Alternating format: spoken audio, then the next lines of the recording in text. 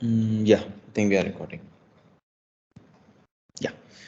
Okay. Hello all and welcome to the week 5 of this live series for your Intro to Machine Learning course.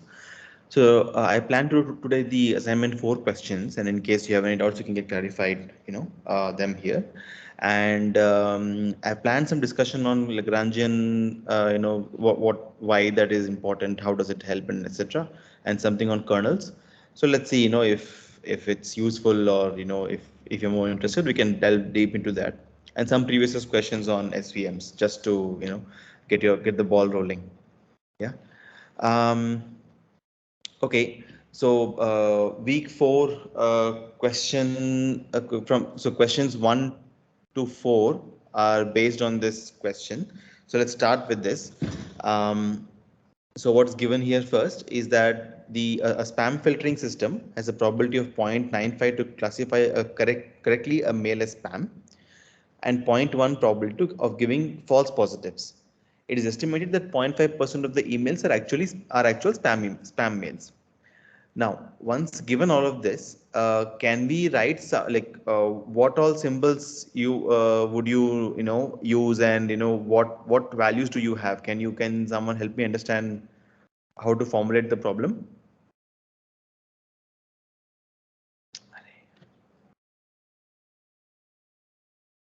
Any thoughts?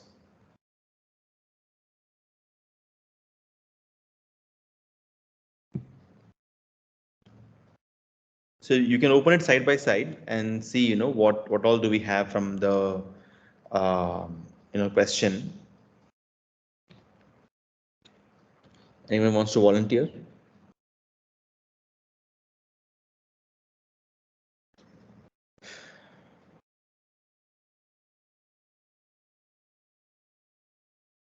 No volunteers.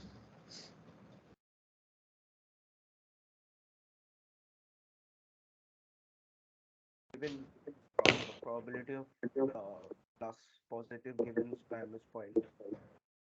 I'm sorry. And then Probability of positive given given spam given spam is 0.95. 0.95. Okay. Next, what else is given? Positive positive given not spam Not spam is 0.1. zero point 0.1. And then, Probability of normal probability of spam is 0.005. so Point prob zero so P of S is P of S is 0.005. Now directly hmm, positive is equal to probability of spam into positive given spam plus probability of not spam into positive given not spam. is this correct? Yeah. Right. So anyone has a question of why this came about? Anyone has doubts why probability of plus is this?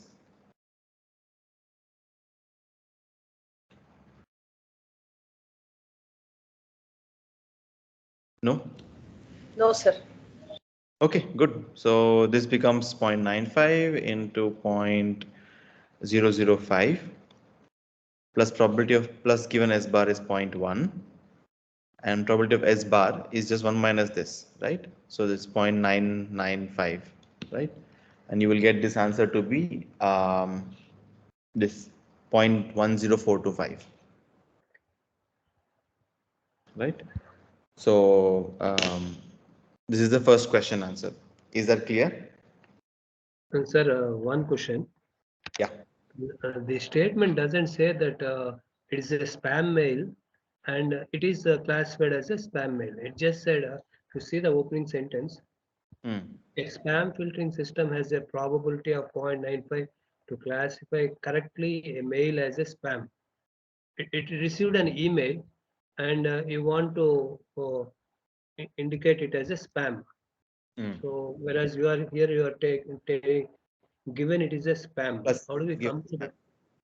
Because Hmm. of which word have you made that conclusion? I So actually had this problem what he पे थोड़ा If it explicitly mentioned given not spam, it would have been better, but I figured out Right. this is what it meant.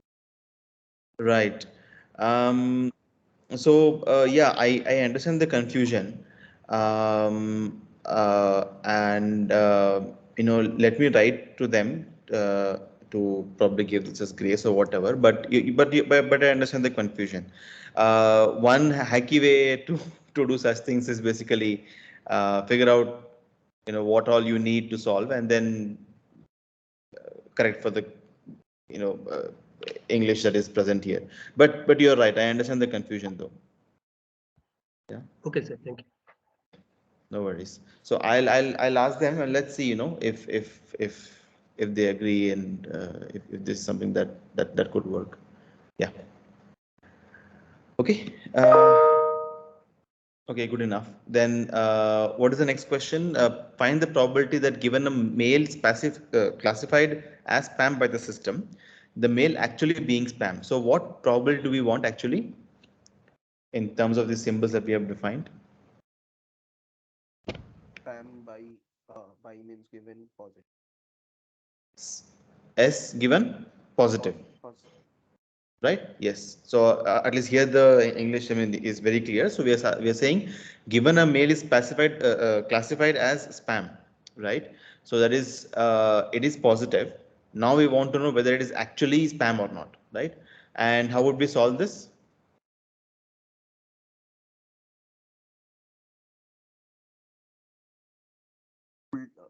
Twist probability of plus given spam into probability of spam divided by Divided by positive. Yeah. probability of positive. That's it, right? So we have this from here, we have this from here, and this is what we just calculated right now, right? So you can plug these values in, you will get this 8.04556. Yeah. Uh, any doubts? You can stop here. Otherwise, we'll move to question 3, right? Let me just put. Ah. So question 3. Given that a male is just a moment. Yeah. Given that a mail is classified as not spam, the probability of mail actually being not spam. So what probability do we need here in terms of the symbols?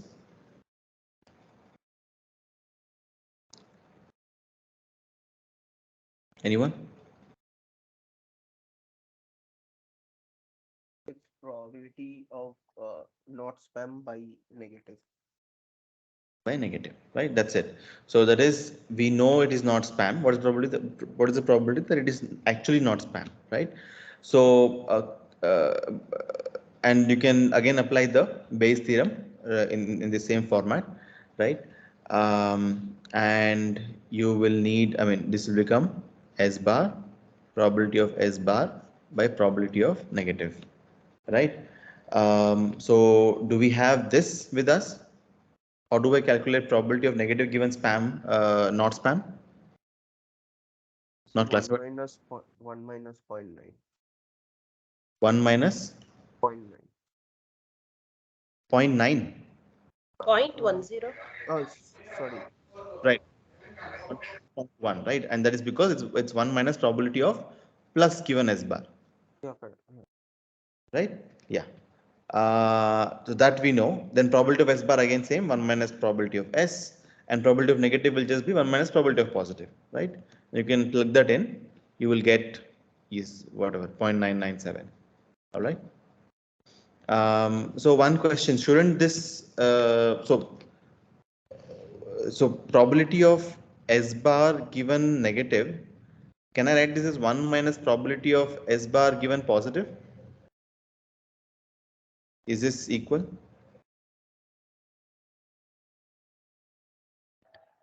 No.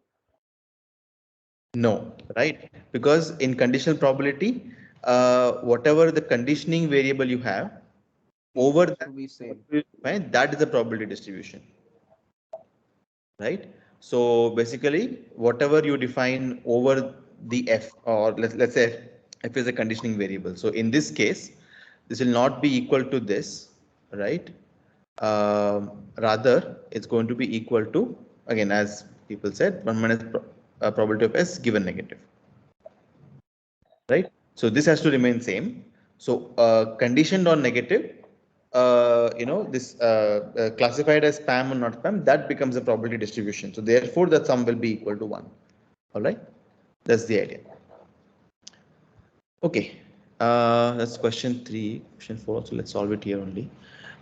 Question 4. Yeah, what is, find the probability that the mail is misclassified. So what probability do we want here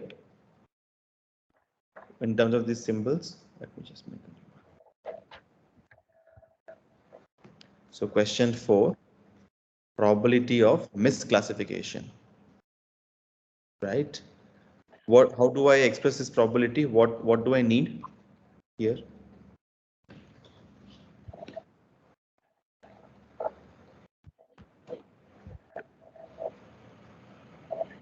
Any thoughts?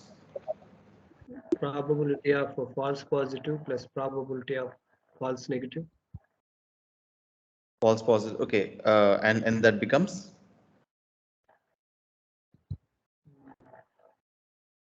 in terms of the symbols that we have been using, right? Probability of S bar plus negative.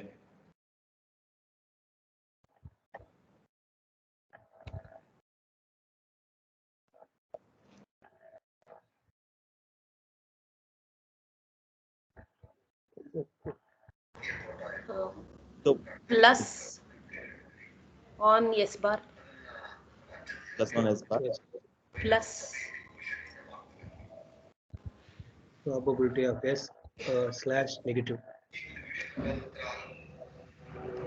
Is that right? Is it correct? Anyone have any thoughts on this? No, this is not that. This is it has to be positive given not spam into probability of not spam.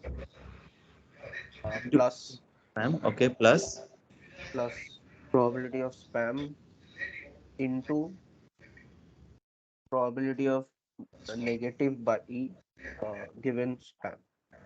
even. Okay. Ah. So, this is what, let's say, Abhirupa said. So why is this correct, and what is the difference, and why is this right, or why is this right? Anyone? How do I come to this basically? Misclassification is an English word, right? So how do I come to this statement like this? Something that is actually spam is Right. not classified as spam, Hmm. or something which is not as spam is classified as a spam. Right. Correct. Yes. You define what misclassification means. Now, how do I write it in terms of probabilities? That is what we have written there on the left side. This one. This Yeah, you're saying this one. yeah, whatever you are striking off. Okay. Correct. But there is some inherent problem in this, right? We're not considering the probability of things being not spam in general, or things being spam in general. That is not being considered. That is being considered here. So another way of looking at it is something like this. So I can write this misclassification event, okay, as union of two events, right? The event is that the actual thing was spam, right? And I misclassified it. That is, I said it's not spam. Union, it is not spam, but I classified it as spam, right? Now, another factor here is that these two are independent events, right? Because the probability, this is one element in this space plus this space of, actual versus classified. Let's say if I were considered this as a joint random variable, right? These two are two elements in this space. So they are by default independent. Now, therefore, the probability of this misclassification can be seen as probability of plus comma s bar plus probability of minus comma s. Right? Now, we know how to write joint probabilities in terms of conditionals. How will you write it? That's exactly what will come up here, right? So probability of plus given s bar into probability of s bar, right? This is exactly the joint conditional probability formula, thing for probability of plus given s bar, right? Same thing here into probability of s. This is exactly what is here. Yeah. So always try to understand. So whenever this sort of English statements come into picture, try to see what is the event that we're trying to say. See, as you said, it's correct that whenever I classify spam as not spam, for example, right, that is a problem. So that is this event. We're saying that the mail was actually spam, but I classified as not spam. That is what this means. And event. That is this joint conditional joint event. And this is not being spam, but I classified as spam and so on. Okay. So excuse me, sir. We are using base rule here to come at this formula.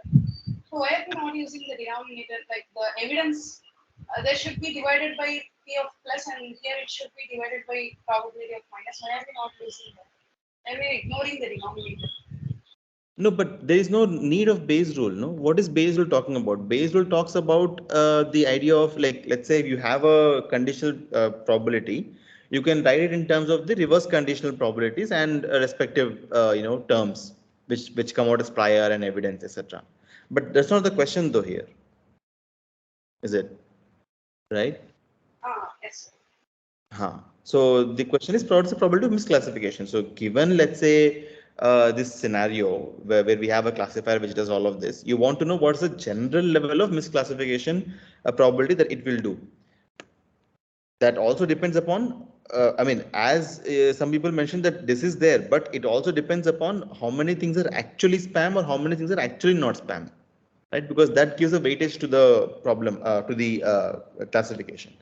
And additionally, you can also write this as probability of s bar given spam, given plus. Again, this is where the equivalence of the Bayes theorem comes into play actually. So, I mean, this is just your general, right? Because all of these joint probabilities I can write in terms of any conditional that I want with the respective marginal. So that's the idea. Yeah, is that clear? Yes, sir. So this you will get as 0.09975 or something. That's exactly what. Yeah, B answer is what you'll get. Okay. Sir, just a comment. Go ahead. I have done so far few courses from NPTL. This is the first time I have seen such wonderful questions on this subject. Every course I have done, they used to give only one question, but someone coming up and giving 4 different questions in the same assignment, I really appreciate that. It made me to think a lot. Right. So good. Yeah. So I'm happy that you found this useful. Good. Right. Nice. Okay.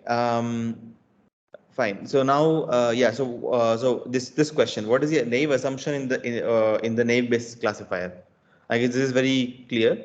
All the classes are independent of each other. No, we don't make this assumption in naive based classifier and anywhere actually.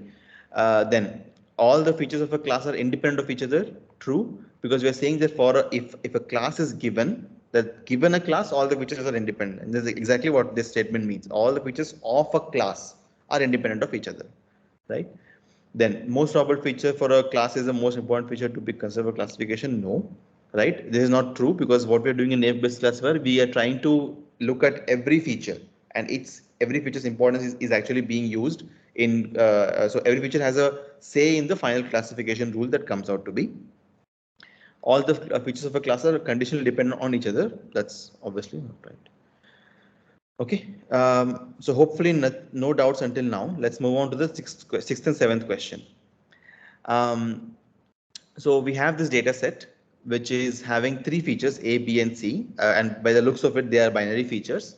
And I have a class which is K is a class variable, which is again binary as mentioned, right? So we want to classify a test instance, that is something that is unknown or unseen by the by the model, which is basically A, B, C 001, right? And I want to know which class will this naive Bayes classifier trained on this particular data set will give me, right? So how do we solve this problem? Question 6, right? For each feature, we have to independently find out the probability and apply the, for each feature, we have to find out. And finally, the probability values, whatever we get. So based on that, we can solve the test instance. Right. So first of all, what do we want to find here? Probability of what? Probability of k is equal to 0 and probability of k is equal to 1. Right.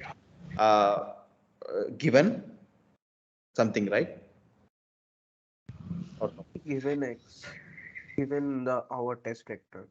Our test data, our test vector, right? Which is 0, B0, C1. So A0, B0, C1, right? To 1.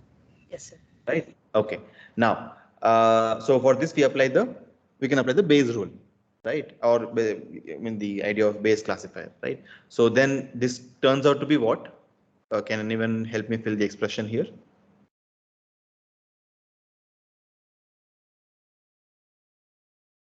So, you guys have solved this, right? It's something that is already submitted. So, Probability of k equal to 0 given k equal to 0 into probability of b equal to 0 in given k equal to 0 into probability of c equal to 1 given k equal to 0 into the probability of k to 0. right. And Divided by right.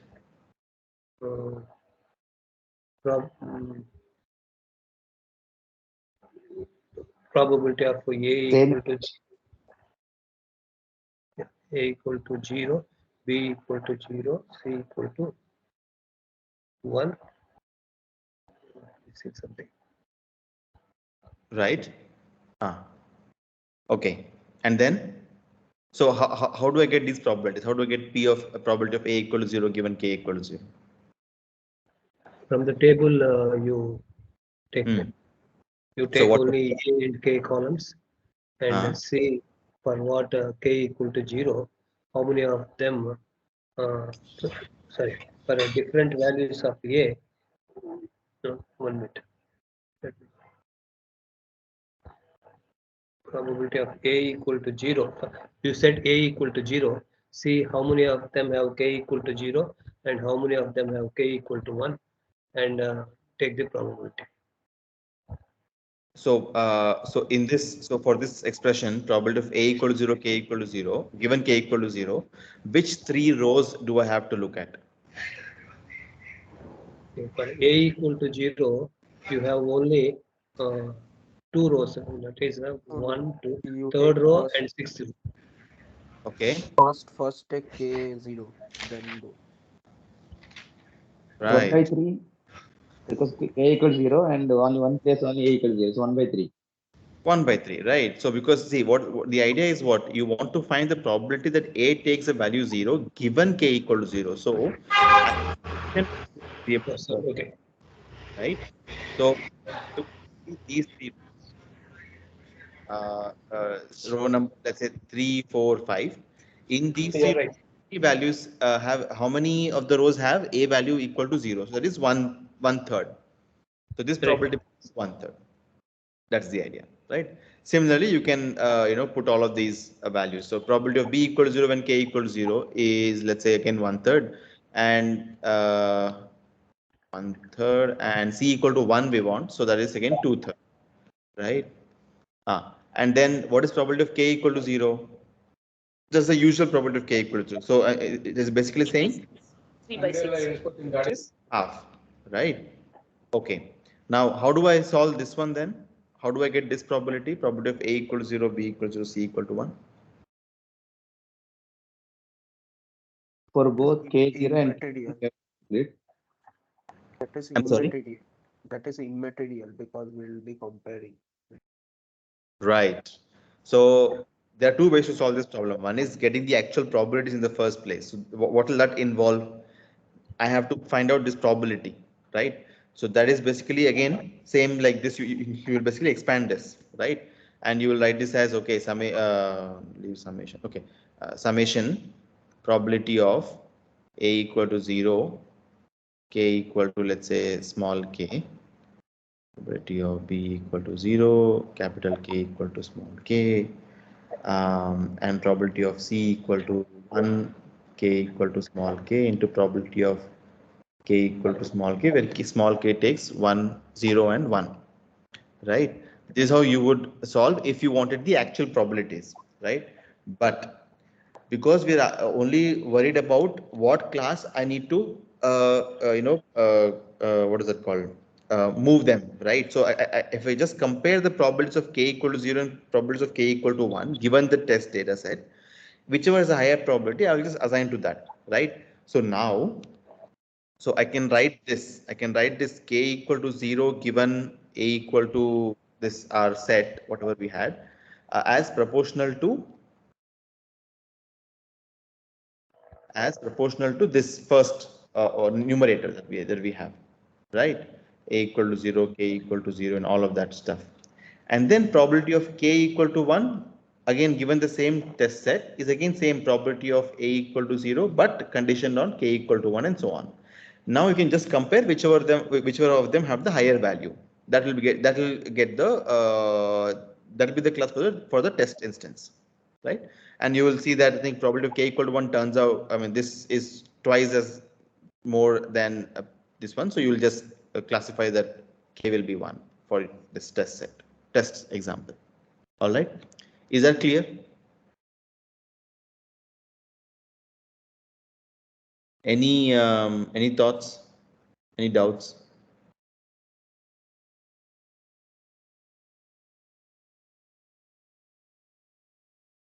No? Okay.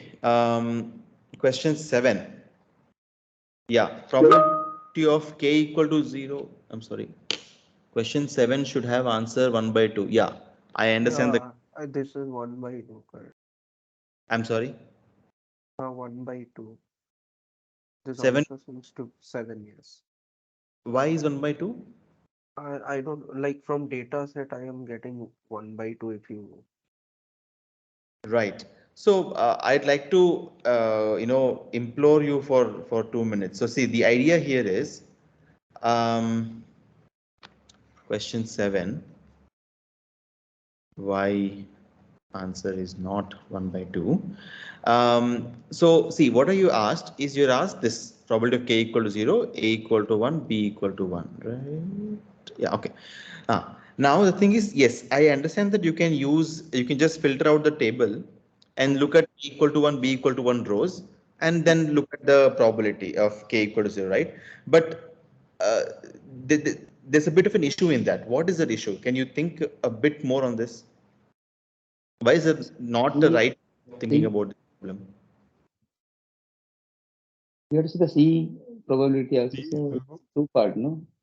I'm sorry? I am not considering C at all.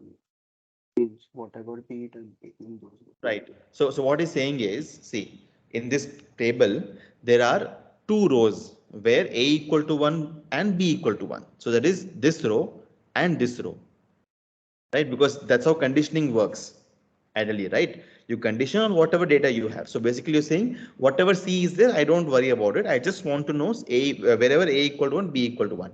Now, so I have two rows in that in this data set. There is second row and the fourth row. Now, second row tells me K equal to 1, but the fourth row tells me K equal to 0. So therefore the probability is 1 by 2. That's the argument that many people are making.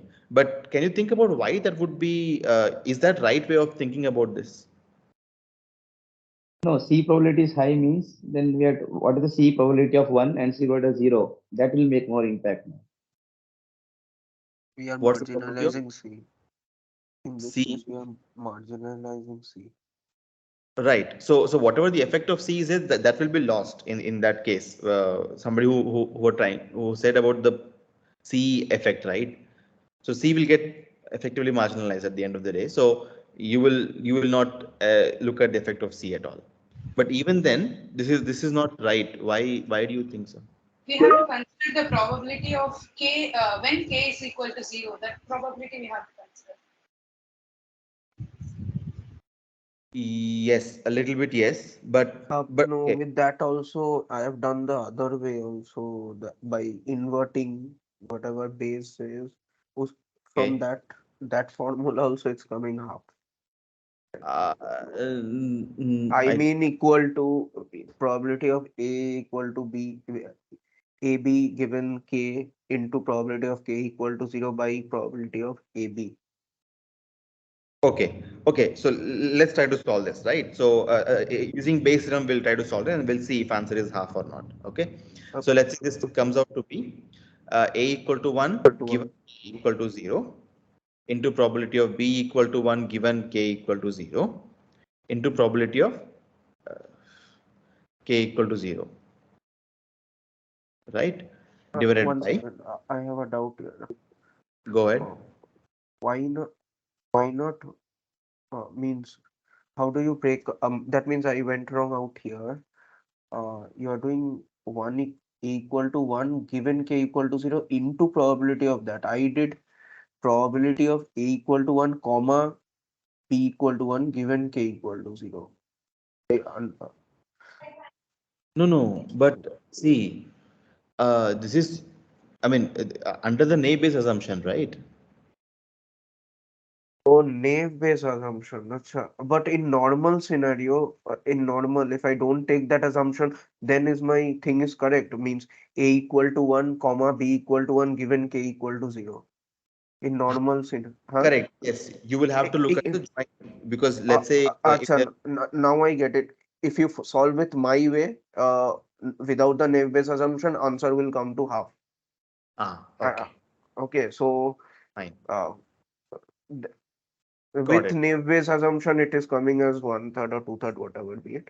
With Right, normal, without any bad assumption, uh, it answer is half basically.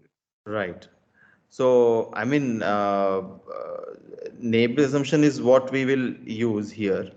Yeah, Uh, because the question asked, but in yes. normal In, scenario, it's in no. normal scenario, yes, this same thing I think I mentioned last time also. So let's say if you have conditional dependencies, for example, let's say we were discussing about the sine cos example, right? So we know where you know for a fact that there is some conditional dependence going to happen. You ideally try to model that conditional dependence between the features, right? If you can, and if you don't have, the worst thing that I mean, the best thing that you can do at the end of the day is just look at their final, this probabilities, joint probability and Basically, independence, like you have to go ahead basically yes, between the features. Okay. yeah. Okay, so this you will solve, you will get, I guess, 2 by third, right? So even, I mean, even without this, see the idea here is when you do this sort of a transformation and everything, what's happening is you're looking at see k equal to 0. So whenever a equal to 1, b equal to 1, uh, k equal to z. So this k is again a class variable, and we know that class variables can be noisy also, right? So ideally, what you do, even in general, for example, let's say I'll give you an example. Let's say you're assuming a linear, regression problem, for example, right? So let's say this is your points that you have with you, okay, and you fit a linear curve, okay, linear function, and I ask you, this particular point, let's say x equal to, let's say, some x naught, right? Now the thing is, in your data set, in your training data set, you already have some x naught comma y naught with you. Okay, So then when somebody asks you what is the prediction for, I mean, what would you say the value for x naught will be, is you will not say y naught. Okay, okay, okay, okay. You will say the f of x naught, whatever was Yeah, what linear regression fit is there. I mean, again, assuming linear regression is a good model for the statement and all of that issues. That aside, but the idea here is because f of x naught is built yeah, on yeah. I lot of understood. Because I am going by data's completely on data and basically not the averaged with min LSE. right. My so my answer would be as per data given means directly and not according to the model basically f of Correct. x. F of x, right? Exactly. So the point is because you have built the f or f in sense whatever model you have. In our case, an Yeah, A based yeah, model, right? So whatever the model is there that has been built on a group of training data. So you actually have a better estimate of what the value at x naught should be than than your normal training data, because training data again has noise in it, and your model true. tries to avoid that noise by looking at multiple data points. Yeah, Okay, got it. My answer was directly from from data the data. I points, understand but not by the modeled the model. answer. Yes, Means I took it as a normal probability sum, not as a modeled version of probability sum. right. Sir, can you kindly repeat this answer? Why the question initially asked? Why we cannot take the answer directly? P of k equal to 0 given a equal to 1, b equal to 1 directly from the table. Huh. Okay. See, the first point is that whatever labels you get, that is k in our case, right, is basically you should assume all of this to be noisy data, Okay. right? So whatever you have got, so even if your table tells you this, 1 and 0, you cannot really trust it. But the idea is Okay. you built a model which looks at, in our case, a naive Bayes model, right? Which looks at a lot Okay, of sir. data. That is here in our case, lot is basically these 6 examples, right? Okay, sir. Yeah. So it looks at all of these 6 examples, now hoping that whatever noise was there, that is sort of, let's say, corrected or solved for by this model. So therefore, we will trust, I mean, more about the model than the data output itself. Okay, sir. Okay. That Thank you. is a reasonable assumption to make. This is the same idea when we have, in, for example, let's say in linear regression, if you already have a point x naught, y naught, if somebody asks you what would you, what would your answer be for, let's say, the value for x naught, you shouldn't ideally try to use y naught as the answer, because y naught is a noisy label. So f of x naught is Okay. something that you can trust because it has looked at a lot of noisy samples and therefore Okay. hopefully corrected for that noise. Yeah. Okay. Okay. Nice question, sir. Yeah. Yeah. Um, right. Sir, So, one more thing. Doubt I go ahead. have. Yeah, go ahead. Suppose I will put the same equation with c equals 0 and c equal to 1, then solve it. You should not get same answer, am I right? Yeah, yeah. Equal to 0, where you want to put here? No, No, no, I anywhere. part. He will Comma, two part I'll just and as estimate. One person at a time, please. Satish, you have a question, right? So can you tell me Yeah. what exactly the probability formulation? What do Yeah. you want to Probability complete? of k, yeah, probability of k equal to 0, whatever Okay. given question. Yeah. A equal to 1, Given a equal to 1. Okay. 1, b equal to 1, Huh? c equal to 0, Okay. plus again probability of k equal to 0, a equal to 1, b equal to 1, c equal to 1, and apply the base rule. You should come, no? Same answer. No. Why? Why? This is exactly the point I raised here. What is the probability distribution over? Where is that? Huh. This sort of an idea will come into play here because so your point is that if I add these two, this is equal to probability of k equal to 0 given a equal to 1, b equal to 1, right? Yeah, because your Let's see C if I can. I'm not considered, so I'm yeah. I'm sorry. Yeah, here the C is not given, so C can be both 0 or 1. So it's like a two part. I'm summing, and then I should get the same answer. That's what I was interpreting. No, hence the thought process. So here, because the point is that this when I mention a conditional like this, the probability distribution is over the k variable. Okay, so this way of summing these two probabilities, it is not equal to marginalizing over C. This is not true because of the fact that these are not these two are not probabilities which involve C. Rather, I, I'll tell you how to think about this. Let's say. So I can write probability of k equal to 0 given a equal to 1, b equal to 1 as summation of this k equal to 0, c equal to c, given a equal to 1, b equal to 1, where c is 0 or 1. This is the right formulation. Okay, why? Because this is a joint probability between k and c, and I'm trying to marginalize over c. So therefore, the variable that will remain at the end of the day after marginalizing is k equal to 0. That's what it is. All right. And if you see, this is exactly what I was talking about, that the conditioning variable has to remain the same. A equal to 1 and b equal to 1 has to be the same because that defines the probability distribution. See, it takes some time to get these ideas, but I mean, for me also it took quite a while. But this is exactly how you are supposed to think about this. So this then becomes right. So okay, now who wants to tell me how will I write this in terms of these conditionals? Anyone want to take a guess? Not guess. I mean, by now you should be comfortable with this. But let's say I have these probabilities. How do I compute this now? Any thoughts? Is it like that I apply the same base rule for k equal to 0, c equal to 0? That whatever I'm applying, no, I should repeatedly recursively apply. Then I should do it because k and c also dependency is there.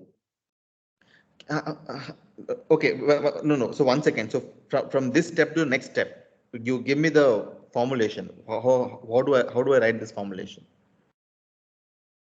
In terms of So these probabilities, I want these probabilities in my expression at the end of the day. So how will I write this? probability of k comma 0 e comma c comma 0, then into probability of a comma 1 Into. given given correct, given a of given a of 1 into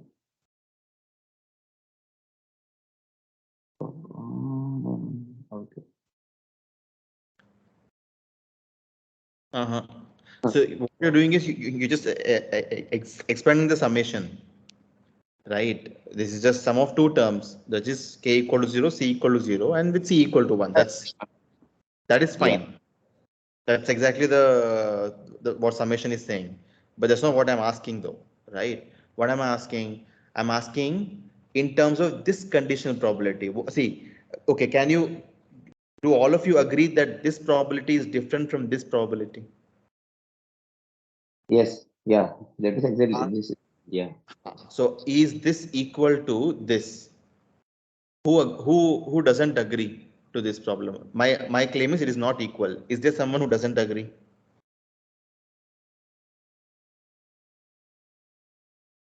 Okay, so everybody's agreeing. That's a good thing. Now, okay, so now if I have to go from this to this, right? I have a joint probability distribution. I have to go to a conditional. How do you go from joint to conditional? What do you need?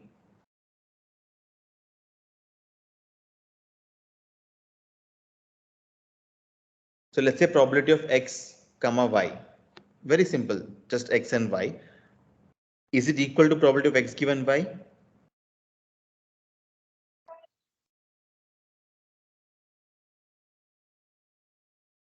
What do I need extra factor for this? Multiply probability for y. Probability of y, correct? Right. Right. Now, Yeah. this is a joint between two variables, k equal, two events, let's say k equal to 0, c equal to 0. I want it is as a conditional on c equal to 0. So then what extra factor would I need?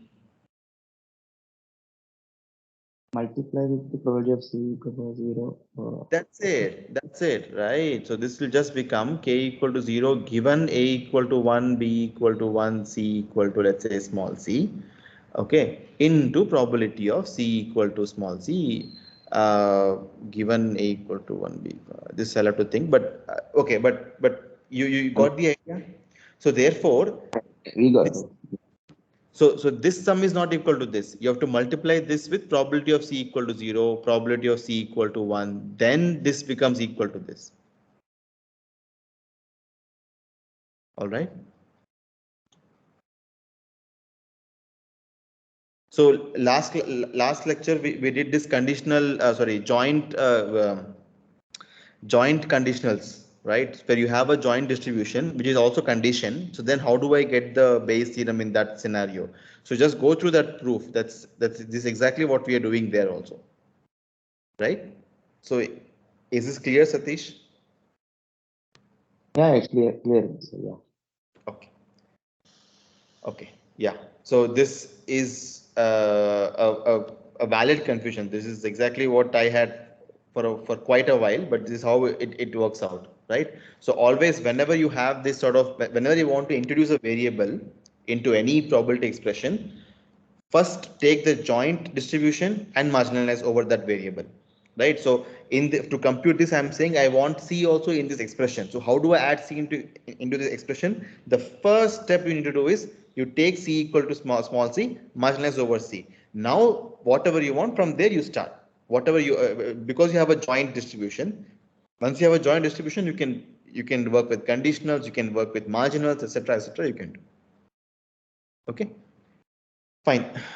So just keep this approach. I mean, at least this has worked for me always. So from a personal experience. Okay. Where are the Hey, questions? you solved first. I'm sorry. Yeah, I solved the way first you solved. Then I want to cross verify it. Then I this approach I taken. Then answer is not same. I got confused that onwards. Yeah, yeah. First I understand. It'll take some time. So don't worry about it. But but the concept is clear right now. yeah. Good. Okay, fine. So that's question 7. Question 8. I guess this should be straightforward. A joint distribution of all the random variables in a Bayesian network is just going to be the product of the respective conditional distributions that we have, right? So here it's going to be probability of D1 into probability of D2, right? Then S1 on D1, because S1 doesn't have any other dependencies here, S2 on D1, D2, and S3 on D2. That's the answer is D. All right. Now, question number 9. Yeah. So how do I solve question number 9? Any thoughts? What is this coming from that?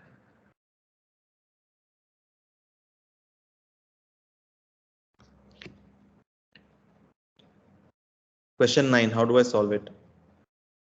What is the network D1?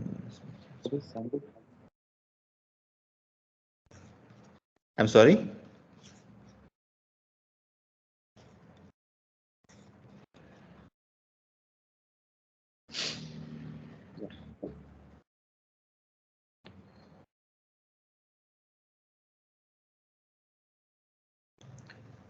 Anyone?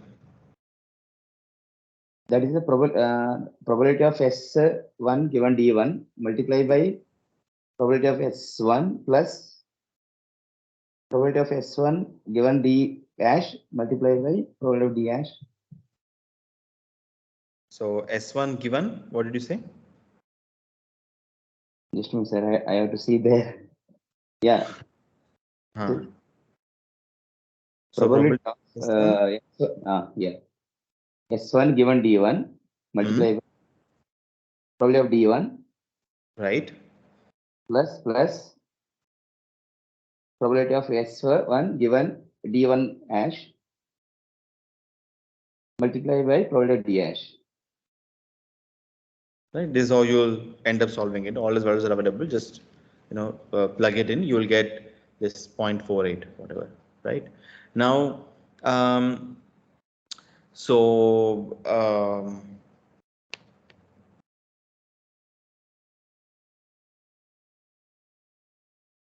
let's say if I a simple network, we'll come to it later. Anyway, it's fine. So this is okay. And okay, so what is the Markov blanket of Here, S3? I'm I sorry. have a small doubt. Go ahead. A small doubt here. To Go ahead. solve this equation, Mm. the graph is not really required. Am I right? With this value itself, I can able to solve it. Am I right? Not quite. Um, uh, Actually, yeah. So hence, I'll postpone that to the alarm burglary example because there this become plenty clear. That's a very complex network, right? Simple network, I am not able to even get a good question to frame here, right? So we'll come to that. Who And I got? somebody, Very good. I'm sorry. Okay, sir. Clear.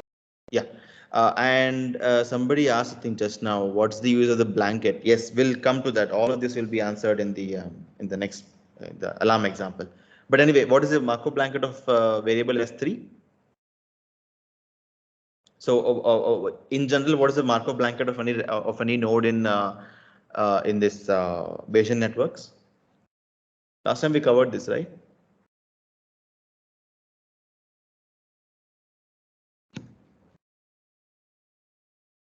Parent, conditional parent. No. I'm asking what is the problem? What is the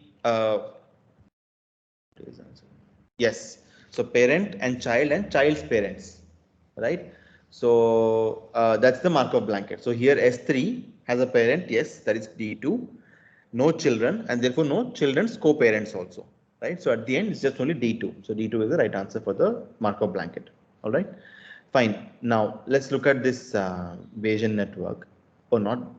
Yeah, okay, we'll come to that. So, so alarm 1, alarm 2, and burglary. Now, and we have multiple. So basically, this Bayesian network is completely specified, by the way, right? Because I have probability of alarm 1, alarm 2, and apparently both of them are Boolean variables. So and burglary, all possible values of the parent. I have the respective probabilities, right? So I have the conditional probability tables. Now I need to know probability of alarm 2 given burglary comma alarm 1. So how do we solve this? This question. So I want probability of alarm 2 given burglary and alarm 1. Yeah. So how do I solve this?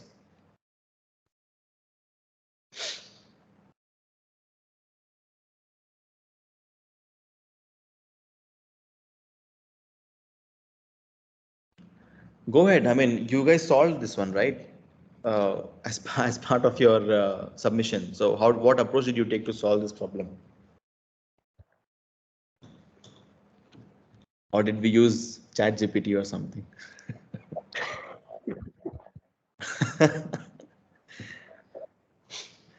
um,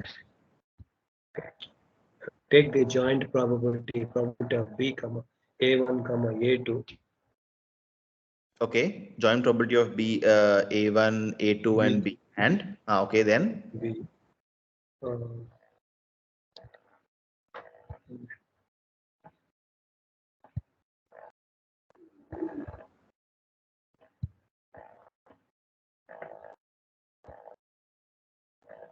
Looking at the Bayes formula.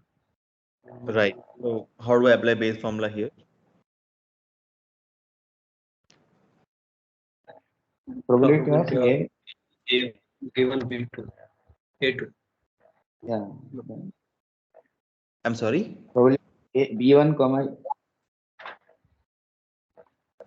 B comma probability of probability of B comma A1 given A2, then multiply by probability of B1 comma A1 divided by Probability of audio, sir. So is this what you're saying? Probability of A2 type by probability of B comma A1. Is this what we are saying? 1 minute, sir. A1, comma. Okay.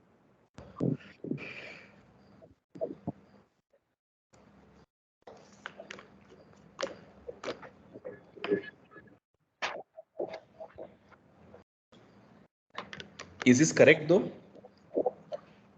Are these two equal? Anyone has any thoughts on this?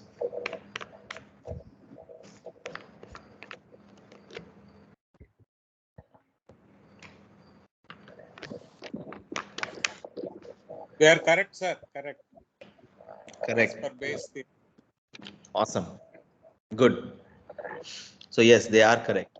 Not a problem. Right? Because you can just consider B comma A1 as one event.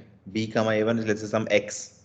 You'll just pause down to, let's say, Y given X. That is X given by into probability of X by probability of Y, right? Something like that you'll get. Okay, fine. So this is fine. But what's the issue? Can I compute these probabilities? B comma A1 given A2. Do I have this probability with me? If I don't have, how do I proceed?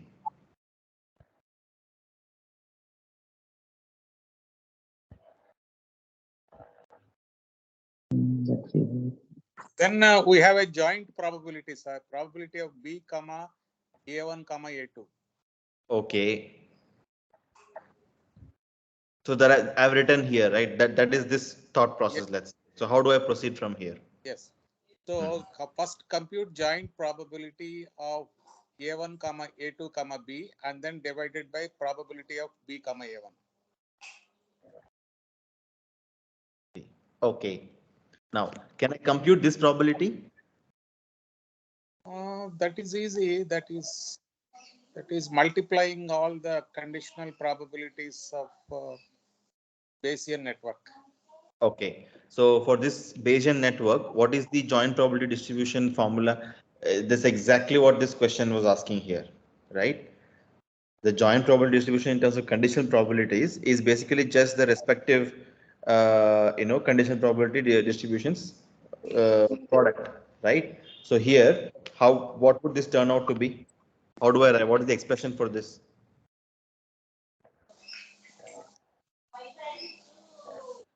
Who wants to try the joint probability distribution? Probability.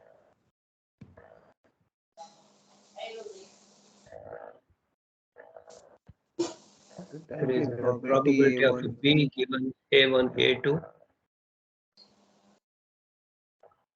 into probability of A1 into A2. Into it. Probability of A2, no? A2. Right, probability of A2 plus probability of B given A1 complement A2. Okay, one second. No. Fine. 1 second.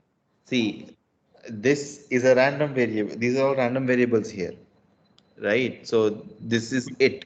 There is nothing to be added, nothing to be done here. That's exactly, if that was the right answer, then why did we choose D as the right answer here?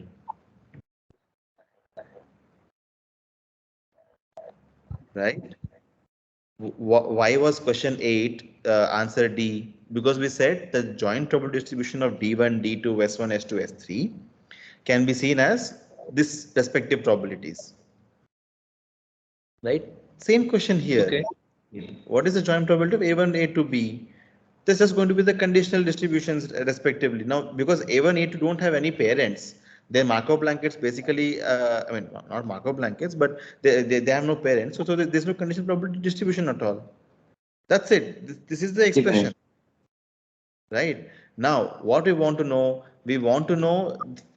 this particular scenario. We're saying alarm 1 happened, alarm 2, we want the probability of alarm 2 happening, and burglary has also happened, right? That's exactly what we're trying to compute here. So now we will substitute these values. So here basically we're saying, okay, let's say alarm 1 happened, alarm 2 also happened, burglary also happened. Then what is the joint probability distribution of this? Right? What's the probability that this event happens in this joint distribution space? That's basically what probability that the burglary happened. Let's say burglary equal to true. Again, right? A1 equal to true, A2 equal to true, all that. Right? Then probability of A1 equal to true or probability of A2 equal to true, right? Now, this true, false and all is basically mentioned as alarm 1 and not alarm 1. That's it, right? So what will you substitute here? What is the value for this probability from the question? 0.8, 0.8. 0.8, right? What's the probability that burglary happened given that alarm 1 also rang and alarm 2 also rang, right? That is 0.8, right? Into what is A1 equal to true? 0.1 and alarm 2 is 0.2, right? This is something you will get. Now, this is still fine. This we got. Now, how do I compute A1 comma B? Probability of A1 comma B. How do I compute this?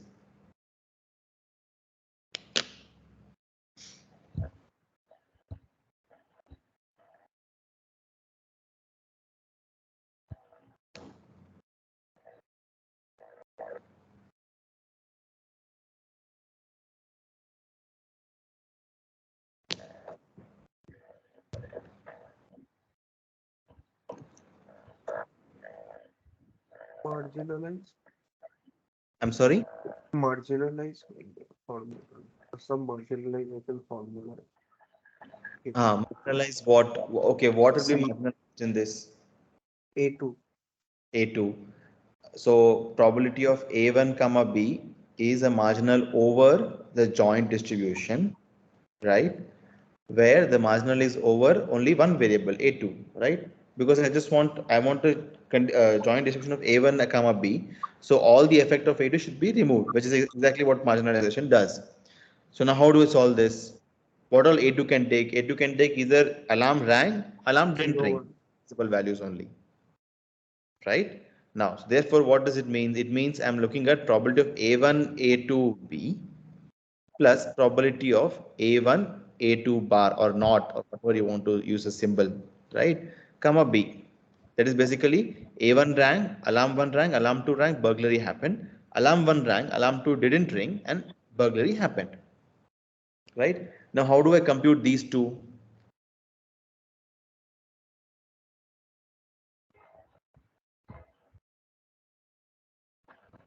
It is given for us, no, sir. Right, how? Using B this form again, given, that's it. both values given. Yeah. Correct, right? So we already computed this value. Let's say this is what 0.16, I guess. Yeah, 80 or 60, fine. Right? This 0.016. Now, how will I find out this one? Same form, this exactly same thing we want to find out. We want to find out the joint probability for these three variables where A1 is true, A2 is false, and B is true. Exact same thing, just substitute respective values you will get, right? So this will turn out to be probability of B given A1 comma A2 bar into probability of A1 into probability of A2 bar, right? This we know from the question is given. This is 0.1, this is 1 minus 0.2, that is 0.8, right? And B given A1 comma A2 bar is 0.7. That's it. You'll do this, you will get something. I mean, this you will get, this is probability of A1 comma B. Now you will divide 0.016 with this sum, with this total sum, right? That will be your value here. Okay, so is this clear? I'm actually a bit uh, confused as to how, uh, like, what did you guys then do for this question 11? What approach did you guys use?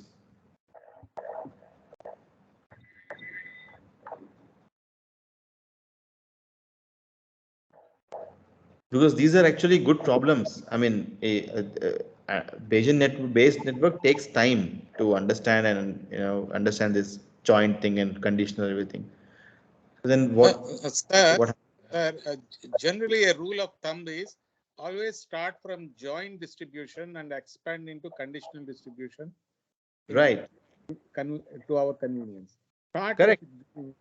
and then hold it to our requirement of conditional. Is better, right? Exactly. Exactly. Yes. That's exactly what we did here also, right? We said, see, this equation is not wrong, but it's of no use for us because we don't know these conditionals in this form. I know these conditionals only in this form. I only know B given A1, A2. I can infer B comma A1 given A2 and all of that. I can do it again. That's exactly the same work. So rather, if you can write it in terms of joint distributions, no conditionals, that's exactly what we have done in the first step. So this is complete joint, no conditionals, joint between these two variables, no conditionals.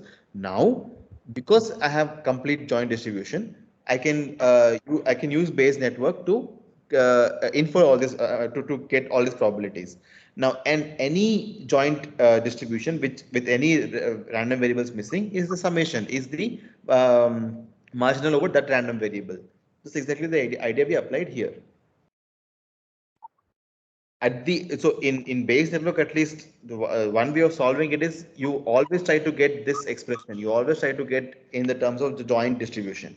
If you're able to get there, life becomes easy because that can be expressed as a multiplication of respective conditionals, which you will know because the Bayes network does that only.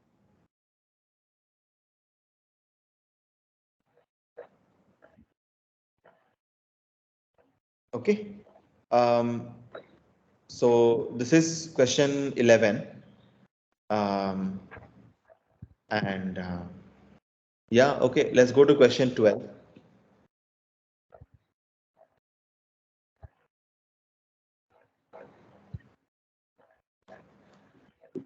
Okay, again, same sort of thought process. So here is where this Markov blanket, those sort of ideas will come into play, One right? second. In 11, that first, there was another term to be found out. P, probability of B, comma, A1 given A2. If you see the initial formula you wrote once. Okay, what needs to be done? So find out A2 given B, comma, A1, right? That is equal to, what did you write? The right hand formula or left? The downside formula. I'm sorry. So are you talking So about this term? yeah, yeah. So Okay. you gave a tick mark to that. What is the below term again? This one. No, just below that. This Just one. below no, the above that. Above, yeah. Huh. Probability of,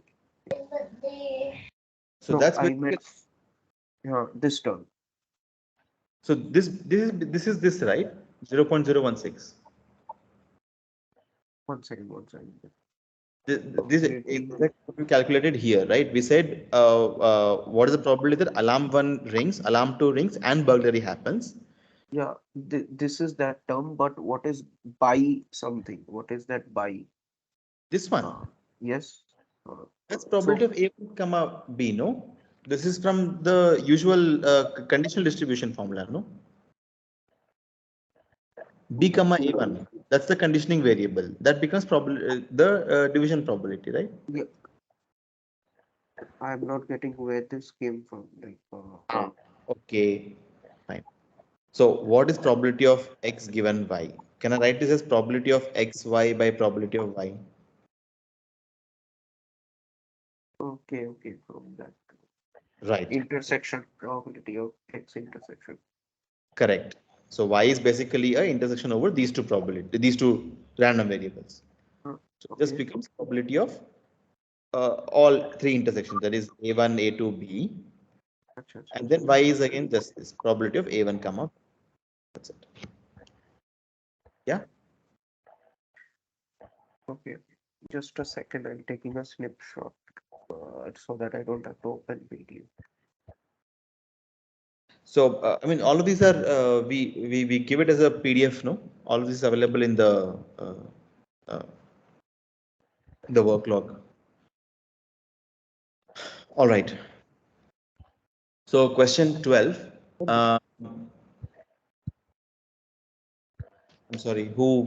Any question?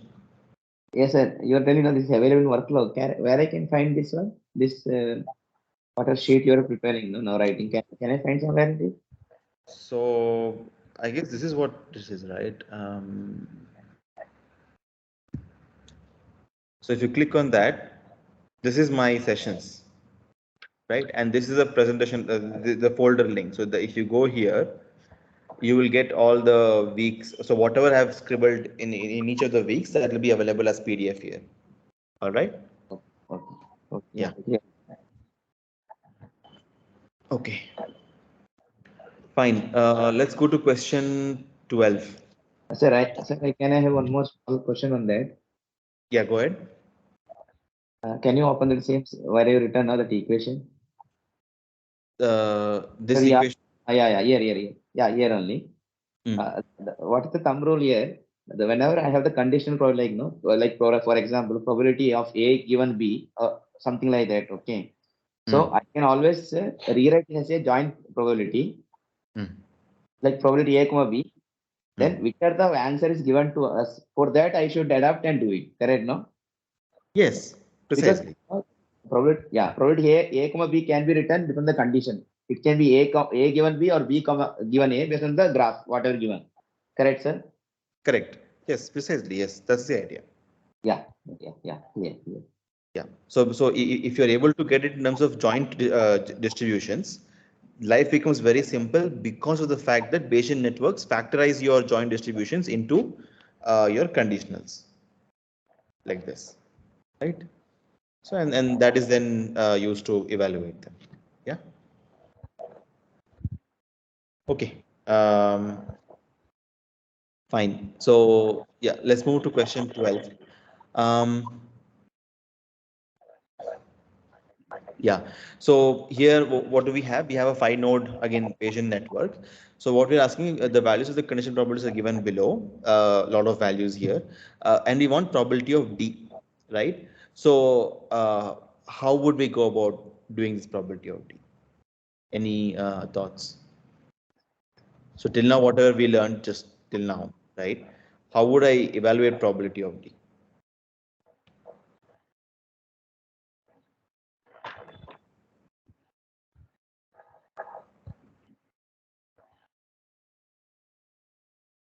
So it is probability given that probability of D given A comma B multiply by probability A comma probability A multiply probability B because there doesn't have dependency. So A multiply B. Like that we can do for everything. Next also probability plus D D given A bar B. Again multiply probability A bar. Is it right direction, sir? I done like that, so I was getting the answer. Continue. Probability B, yeah, plus. Right, Yeah. and so on. Yeah. Right. So basically, what I can do is I mean, just to save time, I can just write sigma summation over all possible A and B's. Right. So A B, then A bar B, A B bar, A bar B bar. Correct. Is this what you did? I guess Satish. Yes, sir. Yeah. Okay. Okay. Right done. Right. So And rule is B doesn't have any dependency. That's what I asked you. correct. Fine. So so somebody mentioned, why this sort of was it Markov blanket and all of that. So one, I'll mention why. So how does that come about here, right? And why this is the right formulation. So let's say I have let's say I take any Bayesian network. Okay, there's some, let's say, node called X, right? And there's a Markov blanket of X. Okay, and there are other nodes outside of this Markov blanket. I will call this as R of X, right? Something that doesn't remaining, let's say, right? Remaining X, Markov blanket of X and X. Now I want the probability of X, right? Now, can I write this as summation probability of X, comma, Markov blanket of X, comma, R of X, summation over Markov blanket and R of X. Is this correct? Why is this correct? There's one word I need. Why this is correct?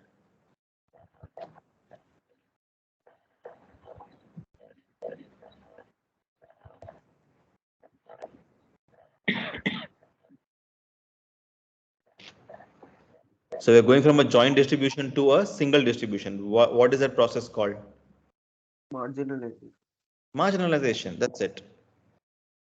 Right? So I'm taking marginal over all remaining nodes in the network. Right? Let's say I have 1,000 nodes also. I'm taking three sets. One is the X itself. One is the Markov blanket of X, which is parents, children, and co-parents of children. And any other node is I'll call it as R of X. Okay. Now, can I write this as X, R of X, X given MB of X, R of X into probability of MB of X, comma R of X. Why is this? Why is this correct? So if you notice, only one thing has changed. This has become this expression. We just now discussed this. What is this process called? Again, one word I need.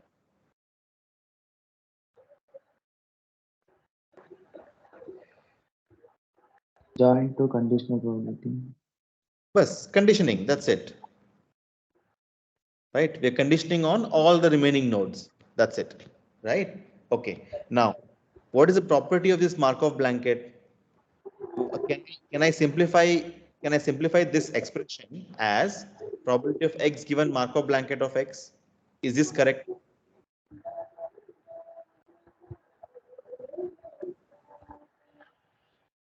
Is this correct?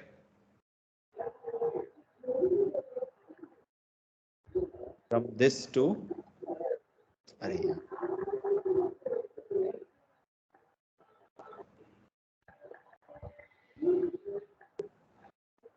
select this map.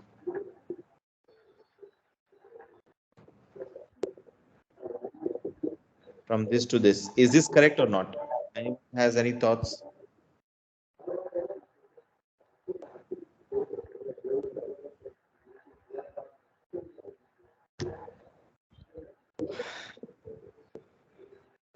So this is because MB is Markov blanket, right? So this is by definition of Markov blanket, right? If a conditional Markov blanket, the node is independent of any other node, right? So R of X doesn't have any effect on X if MB of X is already conditioning it, right? That is by definition of Markov blanket. Now, can I write this as like this? So probability of X given Markov blanket of X into, so I will write this summation of R of X into probability of MB of X. Who has their mic on? If you're not asking it out, please close your mic. Sorry, sir. Sorry. Yeah. So what I'm doing now is I'm just writing this summation into two parts, right? So basically, or let me just add that here also. Yeah. So what I can write this as, this is summation of MB of X into summation of R of X, this whole term, right? Let's say, yeah, this whole term here. By just summation, right? Summation of A, if I take all possible summations, I can just write as two summations, compute the inner summation, then compute the outer summation. Now, there's one very interesting thing that's happening here. That is, because this probability doesn't depend on R of X variables at all, I can just take it out of the summation, right? So this is comes out of this R of X summation from here. Now again, we'll apply the idea of marginalization, right? Why this becomes MB of X into probability of X given MB of X. Summation R of X probability of MB of X comma R of X is basically a joint distribution between MB variables and R variables, and I'm summating out all these R of X. That is, I'm taking a marginalization over R of X. So what remains is probability of MB of X.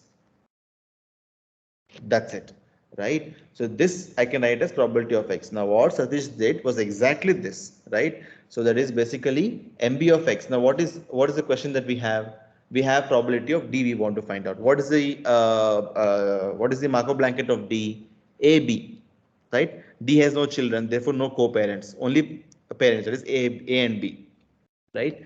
So therefore it is just this expression. If you see, this is exactly what we are coming with here, right? Now, the Markov blanket of D is AB. So let's say Markov blanket of D is a set of nodes A comma B, right? Now, but the point is the probability of AB, A comma B, can be factored into probability of A into probability of B. Why? Because both of them are again independent. Both of them don't have, yeah, right? So that it can be factored as probability of A into probability of B. So that becomes your probability of D. Is that correct? I mean, is that clear? So this Can you go to last step? Last step. عزيزي قربان سبورشويستي. Isan, if you have a doubt, please unmute. Otherwise, please mute yourself. Yeah, Sorry, who was it? sorry. Go ahead. Yeah, last step. Yeah, I'm just noting it down. Hold on. X given B. Okay. Right. Right. This is because you're marginalizing over R of X. I did it in Satish way, but I didn't realize itna depth hai.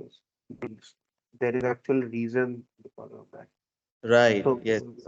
Yeah. so I did it, Satish, just the way he did, I did sum over, but there is Right. proper reasoning behind that. Why this exactly? Yes, yes. These things I mean, some of these things are very intuitive because this is from an intuitive standpoint, this makes sense. But why is that valid mathematically? That's the thought process here, and we try to build that over time. Yeah. Sir, actually, Marco Bank we are not understood properly. I think we Yeah, didn't got class like with a lot of the time to understand it. lecture, may it wasn't properly Sir, it was not. covered. Yeah, yeah. Okay. Because Markov we have seen blanket. lot from outside. No, but you had sessions on Monday and Tuesday this week, right? Where people where the both days have done on Markov blankets, right? I've told them very specifically. I mean, I requested them to do it on Bayesian networks and cover these points also. See, for office goers, it's difficult to do on weekdays all these things at 4 to 6 timings and Right. So I understand office course will have a problem, but all of these are recorded videos, right? Sir, okay. Monday's data was not available, sir, actually. I think now only it is available. Last week, the Monday link was not there. The other sir who takes on Monday. Oh, Only Tuesdays the link was available, but okay. Monday we could not Yeah. get it, sir. Before the assignment we could solve. We didn't get that. Makes sense. Okay, so I'll request him to do it like that day or maximum by next day, so that people who have missed can see that and solve their assignments in more effective manner. Okay. Now, okay. So Sir, go ahead. Yeah. sir, in our earlier courses we used to have only one session. Looks like you have multiple sessions. When are sessions actually scheduled? Are they on Mondays, Tuesdays, Saturday? Randomly you are sending emails. So NPTEL sends out announcements, right? It sends out announcements of I was whenever. thinking it will be only one session. I'm sorry. Okay. I was thinking it will be one session. Surprised to see that there are multiple sessions on that. Yes. So Actually, for a it's course, so many three TA sessions, I mean, total 7 lectures plus three TAs is becoming hectic for at least office goers or who are. This is little bit difficult. If things can be covered in one TA session over a weekend, it will be better. Like if you cover everything, uh, means for three separate TA sessions of 2 2 hour each, it's becoming for office goers. It's little difficult with family and etc. Okay, so shall we do one thing from the next session at least? I'll try to cover. Okay, so we can do one thing. I'll ask the Monday or the Tuesday TA session to do the problem solving, right? I mean the previous assignment. Let's say this Wednesday some assignment got over, right?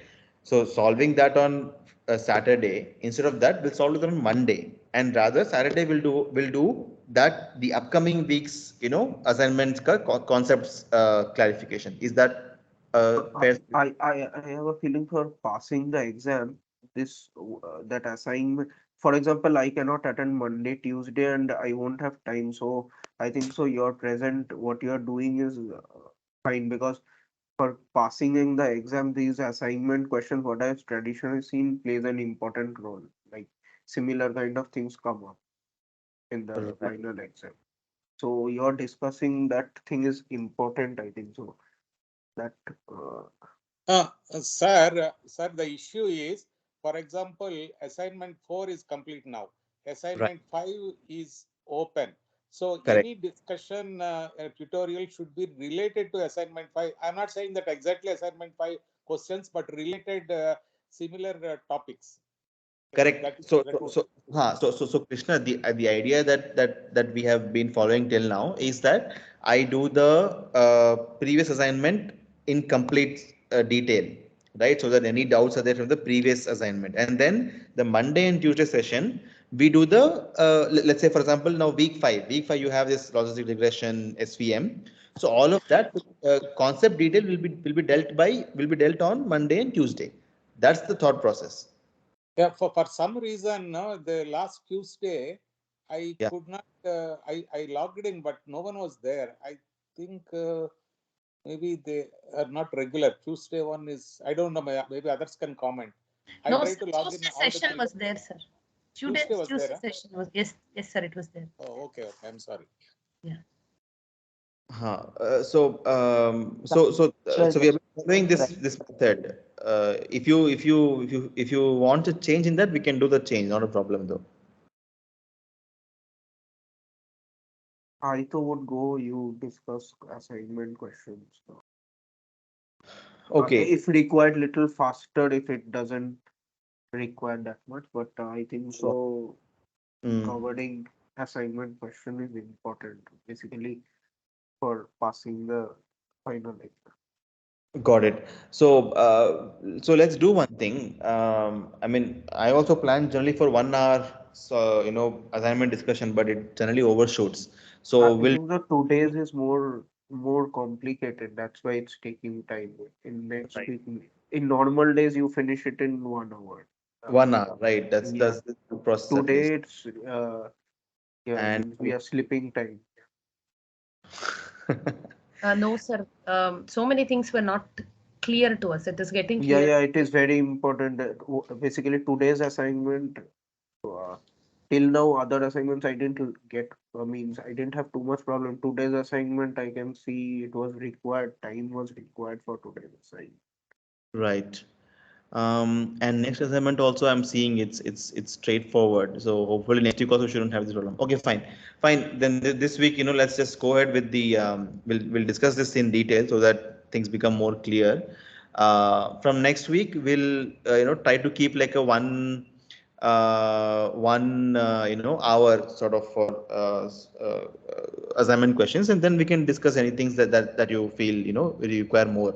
See, and one more point I've been putting on the discussion forum, that if you want me to cover any extra specific topics, so if you feel, then put it there so that I know that this is something that is a problem area for you guys. So then we can do a more useful discussion. Otherwise, I'll just pick some topic which I like and I discuss on that. That's how I've been doing till now because I don't get any response on those questions. So if you have anything specific to cover also, let me know. Not a problem. We can do that specific thing only also. Okay, fine. Where we have to Can you scroll a this little bit? Sir, one question. You Yeah. see there announcements about little up. Yeah. First, you see announcements about the course, ask a question. That bars are not coming on my system. I don't know why. I've seen in my friend's system also, they're not appearing. Is anyone else facing a similar problem? Last semester I was getting, but this semester I don't know what happened. No, They are no, not coming. no, it is appearing. If you are using Windows, I am using Windows, it appears. But on mobile phone, it is a separate menu, left-hand side. Yeah. Is it? No, So I'm using a Windows system. Windows, Those links are not coming, sir. are you using a phone then? No, sir, I'm working on the laptop itself. no, Okay. laptop, no problem. For me, for my Windows laptop, no problem. I can see all announcements. Okay. Laptop should be. Maybe something issue with my Or you know what? Let me do one thing. So this ask a question, copy link address. Okay, so I'm just putting the link address here. that comes in every email, sir. That comes in every email. If I want to see the announcements, then it's our progress, then those links are not coming. No. So, Last semester they were coming. I don't know what happened. This semester it is not coming.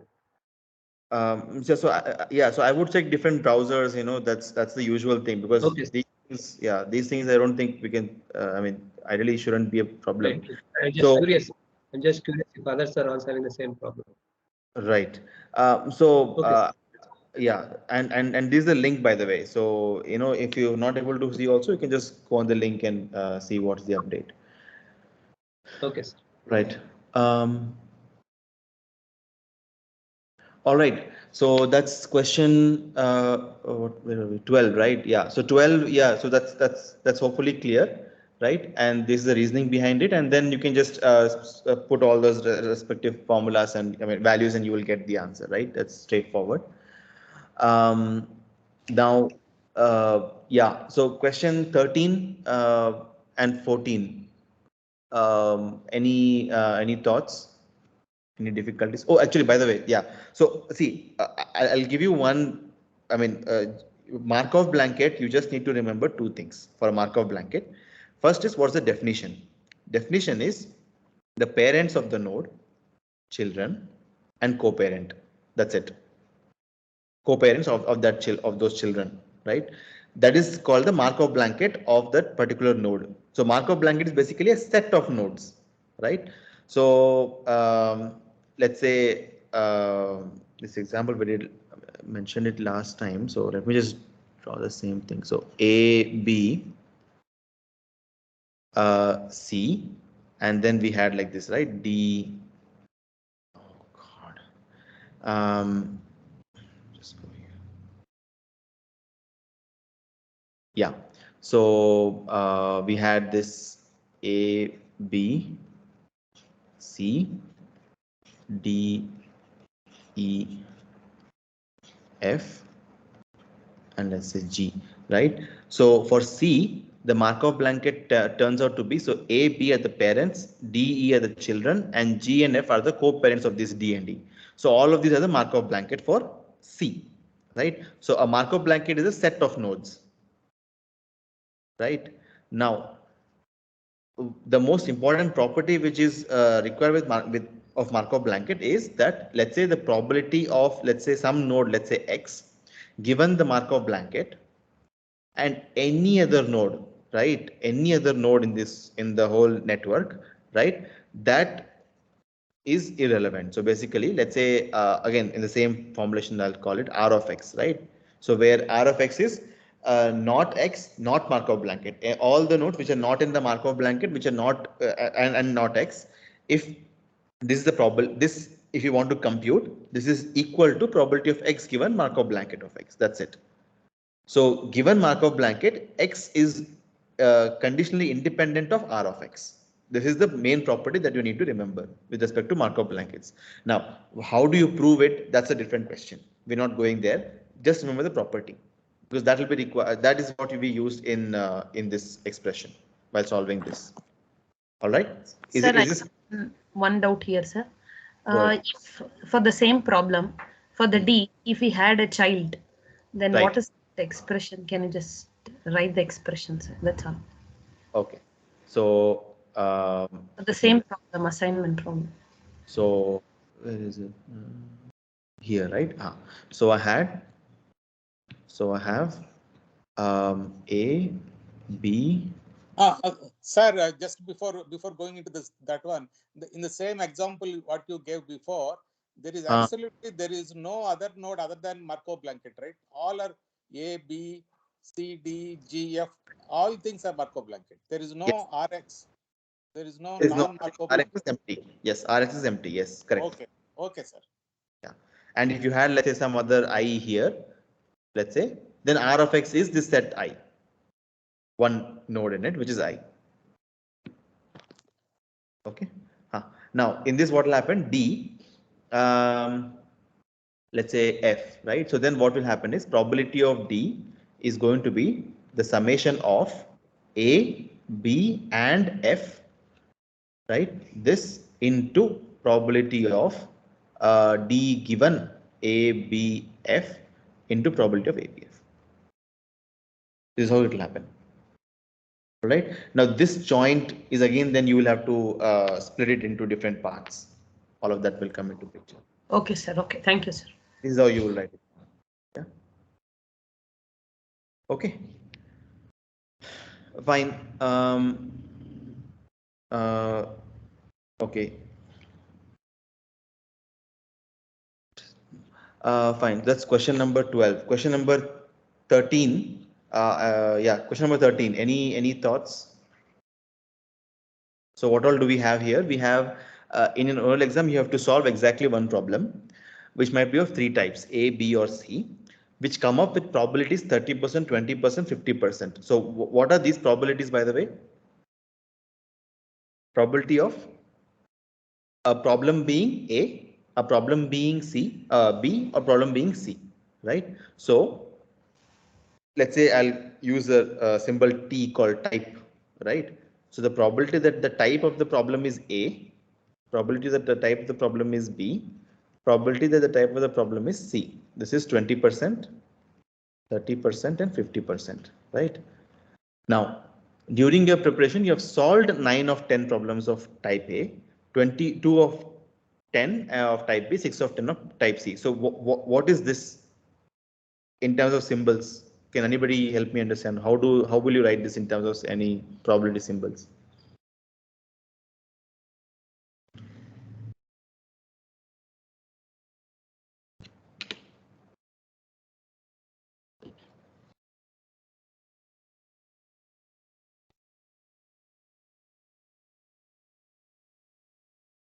Any thoughts? So we're doing probability, so ideally it should be probability something, but what probability of what?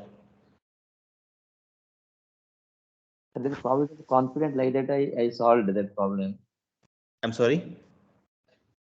No. See, the way you prepared, that is the probability of the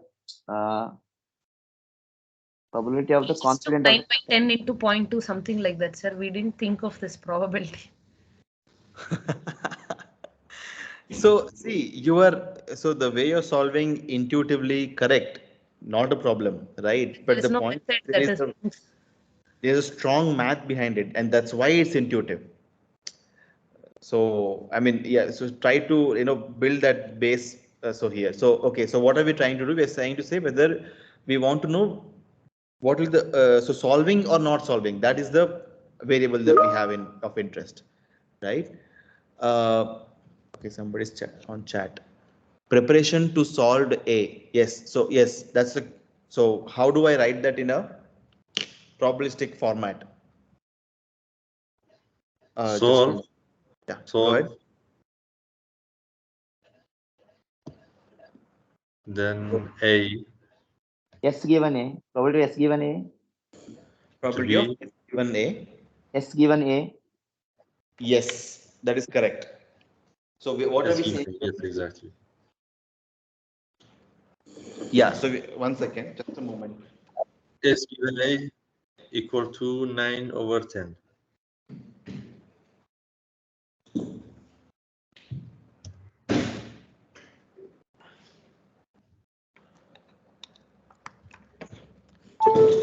Yeah. I'm back. Yeah. Um. Yeah. So we had. So yeah. That's precisely right. So it's basically probability of S given T equal to A. Right. So S is basically solving or not solving. So solving is S, and let's say S bar is not solving. So probability of S given T equal to A, that is where did that go? Yeah, zero point 0.9, right? This is 0.9 and so on. So probability of S given T equal to B is zero point 0.2, I guess, and yeah, zero point 0.6 is this one, the other one. Probability of S given T equal to C is 0 0.6, right? So now what are we asking? We are asking probability of solving the problem. So we just want probability of S, right? Okay, how will you solve this? Now so you should know how to do this. No other excuse. How will you solve this problem? Mathematically, again, intuitively fine. Mathematically, how will you try to solve this? Probability S given TA As given TA, multiply by probability A right? plus probability S given B, probability B, And so on, right? And then and you so write on. the Yes, same thing for C, right? if I am not wrong. Yes, you are not wrong. But so why is that again? So what is the justification again? Think about it in terms of the joint distributions. So we have two variables. S is a variable, T is a variable, right? So I can write this as a summation over probability of S comma T, right? S and T are two random variables. This is a joint distribution. If I take summation over all possible T's, that becomes the marginal over S, that is probability of S. Now, this I can write summation over T, probability of S given T into probability of T. T takes three values, right? That is A, B, C. That's how this comes in, and this is what your intuition told you to do. Multiply respective values, add them up, that's it. Right? Yes, sir. Okay, that's question 13. Question 14 is what? Given that you have solved the problem, what is the probability that it was of type A? Okay. Um, Given you have solved. Okay, so how do I write this in probability terms? Quick. 5:45 already. Come on. Probability of A given S. Right. A given S. So you have solved. We want to know what's the probability that the type that you solved was A, right? How will you solve this? Very How? Then easy. it will be probability of S given A multiply by probability A divide by probability of S, Right. which We we, just which we got it in previous question. right. This we know, and this we just calculated in question 13. So plug all of this, you'll get the value. All right. This is the thought process here. Okay. Any doubts? Question 13, 14? No? No, sir. Okay. Fine. Next, what do we have at the end? Oh, this is straightforward, I guess. So naive Bayes is a popular classification algorithm in machine learning, which is the following statements is true. I'm sorry. What happened?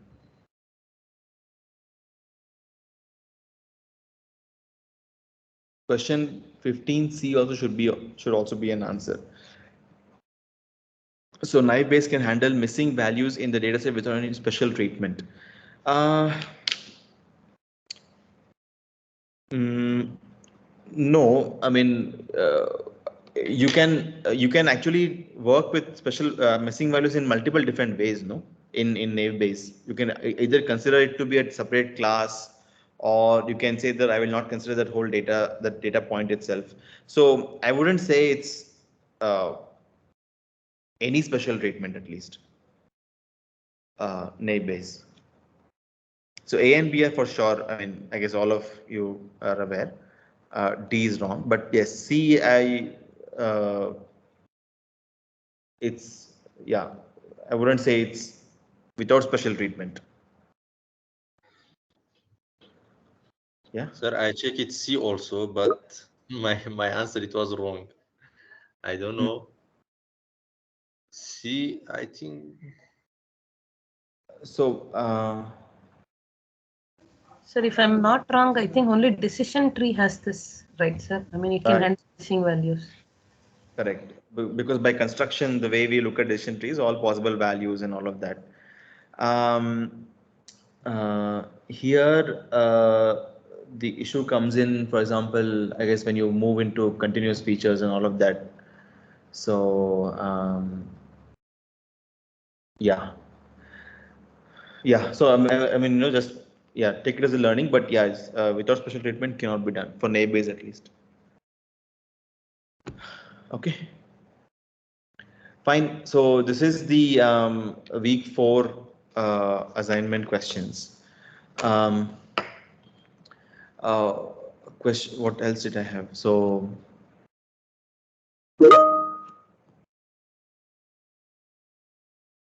yes, continuous distribution.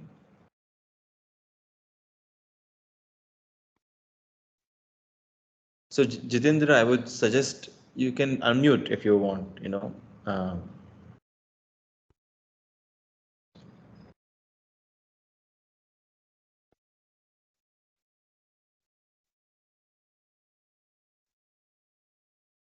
all right. Okay. So we'll come back to that. Um, So yeah, there was one question which has appeared in the previous year and which I can share because none of the questions are similar to this. Um, so so the question is on the screen right now. Suppose you are dealing with three classification problem and you want to train an SVM model on the data for which you're using one versus all method. So how many times do we need to train our SVM model? Any thoughts?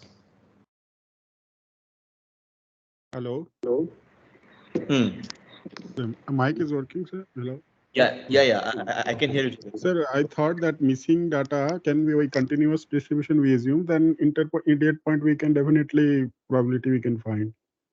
Missing that way I thought the Bayesian that 15 question number 15C part. So for the missing point also you will find a probability value, is it?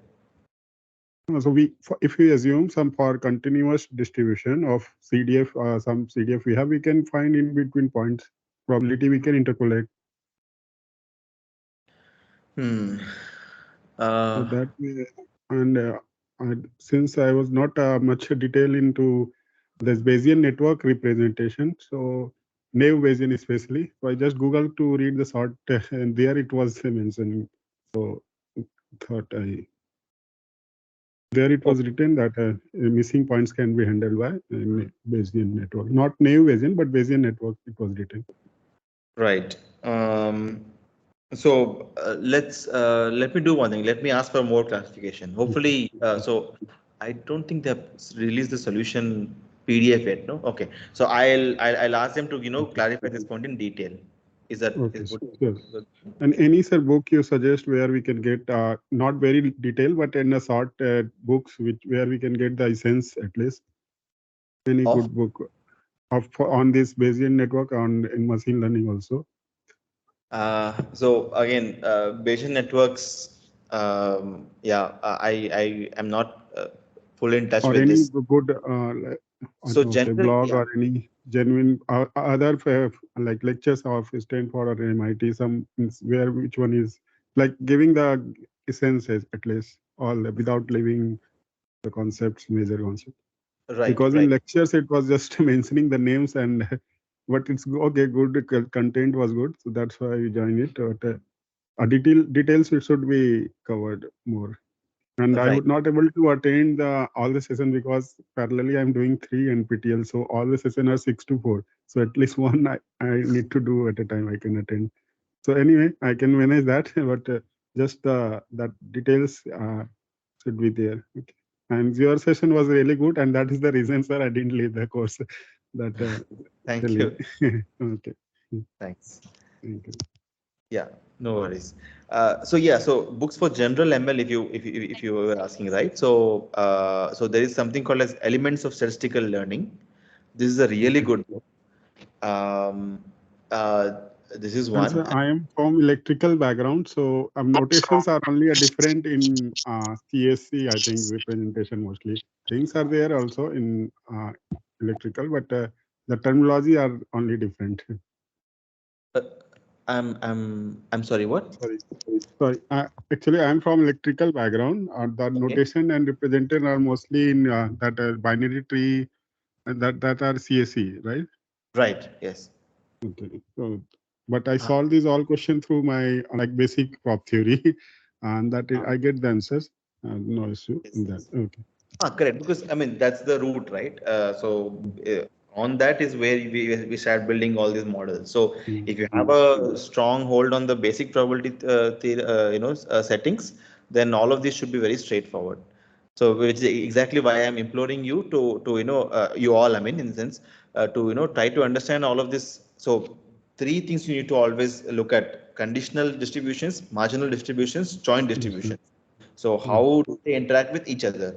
And you should be very comfortable in moving from one kind of distribution to one kind of expression to another expression. If you do that, then all of these Bayesian networks, naive Bayes, everything becomes very, very simple, straightforward in that sense. Okay. Yes, sir. Thank you, All right. sir. Yeah. Uh, Excuse me, Raj sir, can you, are you going to repeat the same session again in NPTEL?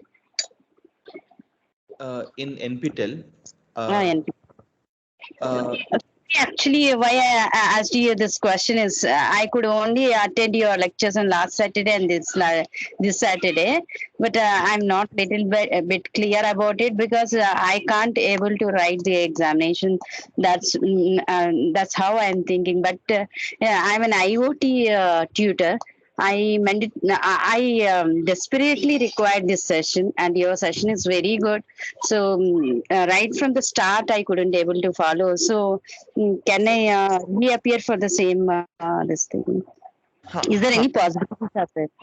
uh, uh, uh, so see, Subhashini, so one thing is whatever sessions have happened until now, they're recorded and they're on YouTube. You can find them in this link, problem solving session, July 2023. If you go here, you again this we will give you a link to the Google Sheet where all the TAs we put our recordings and PDFs, everything here. Coming to the point of me taking this again, that I cannot tell right now. We'll have to see. There are a lot of other factors that come into play. So, but you can always see the recorded lecture. So that should be same. I mean, that should be good enough. Yeah. Okay, sir. Okay, thank you. Good. Okay. So yeah, so for general ML books, I would suggest Elements of Starts Learning. That's one book. Pattern Recognition by Bishop. And there is one thing called as Machine Learning by Tom Mitchell. I think this is what ma'am also refers in her lectures now and then. All right. Okay, that is mentioned in that. Yeah. Okay. Okay. Can you repeat once? I could note it down. Again, all of this will be present in the PDF, Subhashini. PD. So So, okay. I'll check it properly and I'll try to be in touch with you. sure. Yeah. No Okay, worries. sir. Thank you so much. All right. Yeah. So that's the general books for this. Yeah. Okay. So if you're keeping your mic on, please keep it only for doubts. Otherwise, you can switch off your mics. Yeah. So this last question, let's end with a shebang. So any thoughts on this? How would you? What's the answer in this sort of a scenario? So where you have a three-class classification problem, right? But you want to train a SVM model which looks at only one versus all method. Are you guys aware of one versus all method? And how would you use this SVM model for a multi-class classification problem? Yeah, one slide is given. Okay. So then, any thoughts on what these answer to this question could be? Yeah, we have to give S1, like we have three class, so S1 to rest, S2 rest, and S3 rest. Then the value which is the farthest like positive value, we will get that classification. Right. So how many models will you train in this case? 3 models. 3 models. That's simple, right? 3 class classification. So 1 versus all. So you'll have 1 and 2 and 3. So 1 versus 2 comma 3, 2 versus 1 comma 3, and 3 versus 1 comma 2. So each of this will be a separate SVM model in their own right. And then whenever you get a test sample, you will run through all of them and see whichever is the highest distance or whatever, and then you'll figure out to which class it belongs. The other is basically 1 versus 1. Right? So where you do, like, let's say you will train one which is 1 versus 2, and then you will train one which is say 1 versus 3, then 2 versus 3. Right? So basically, if you have n classes, 1 versus 1 requires NC2 number of models. 1 versus all requires only n models. Right? So you might think that, okay, then why 1 versus 1 is good? That will bring into issues of class imbalance and all of that sort of issues. We'll see next week, or I'll ask the TAs to cover this idea in their sessions. Right? Okay. Let me just give you a last flavor on this. How many of you have a doubt on this Lagrangian formulation of general optimization problem? Any doubts on Lagrangian, how to formulate the Lagrangian? What is the dual problem? And why do we need a dual problem? Sir, it is lot of mathematical things, right, sir? That alpha, beta. Yes. But yeah, it is mathematical. That's how the method was developed. But It takes you some get time, I information think. and sorry.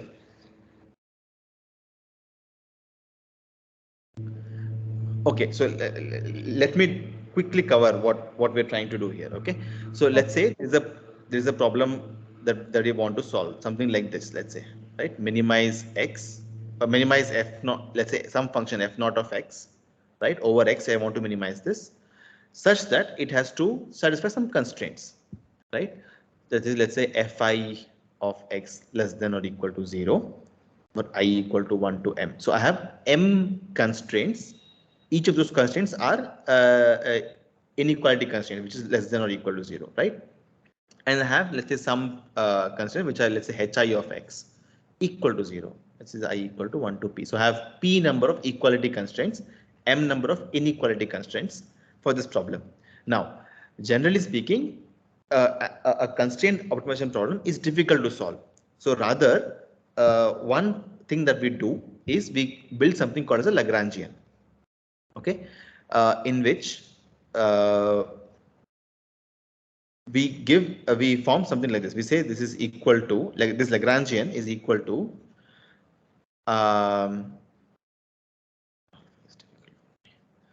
lambda I fi of x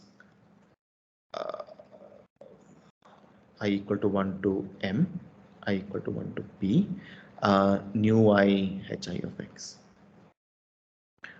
Okay, so here the idea is we have this Lagrangian. So this is a function of what all? It's a function of x, lambda, and nu. Right? This lambda is not one lambda; it's a set of all these lambdas. Right? This lambda is a vector. It's a vector like this: lambda 1 to lambda m. Nu is also a vector from nu 1 to nu p. Okay, so now the idea is we will look at this. Yeah, so now we'll define a function called g of lambda nu, okay, equal to minimizing x over this x lambda nu. See, previously we were minimizing f naught of x. Now we are minimizing this Lagrangian, which is a function of 3 variables, but I will minimize over only one variable, that is x. So what will happen? It will become a function of lambda and nu, right? Because lambda and nu are still not minimized. So for different lambdas and news, I will get different values of this minimization function, right? Now, so I can write this as this value minimization of this can be seen as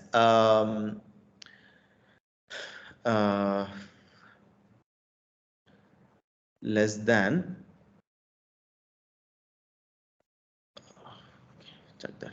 So okay, now so then what I will do is I will maximize over lambda and nu of g of lambda nu.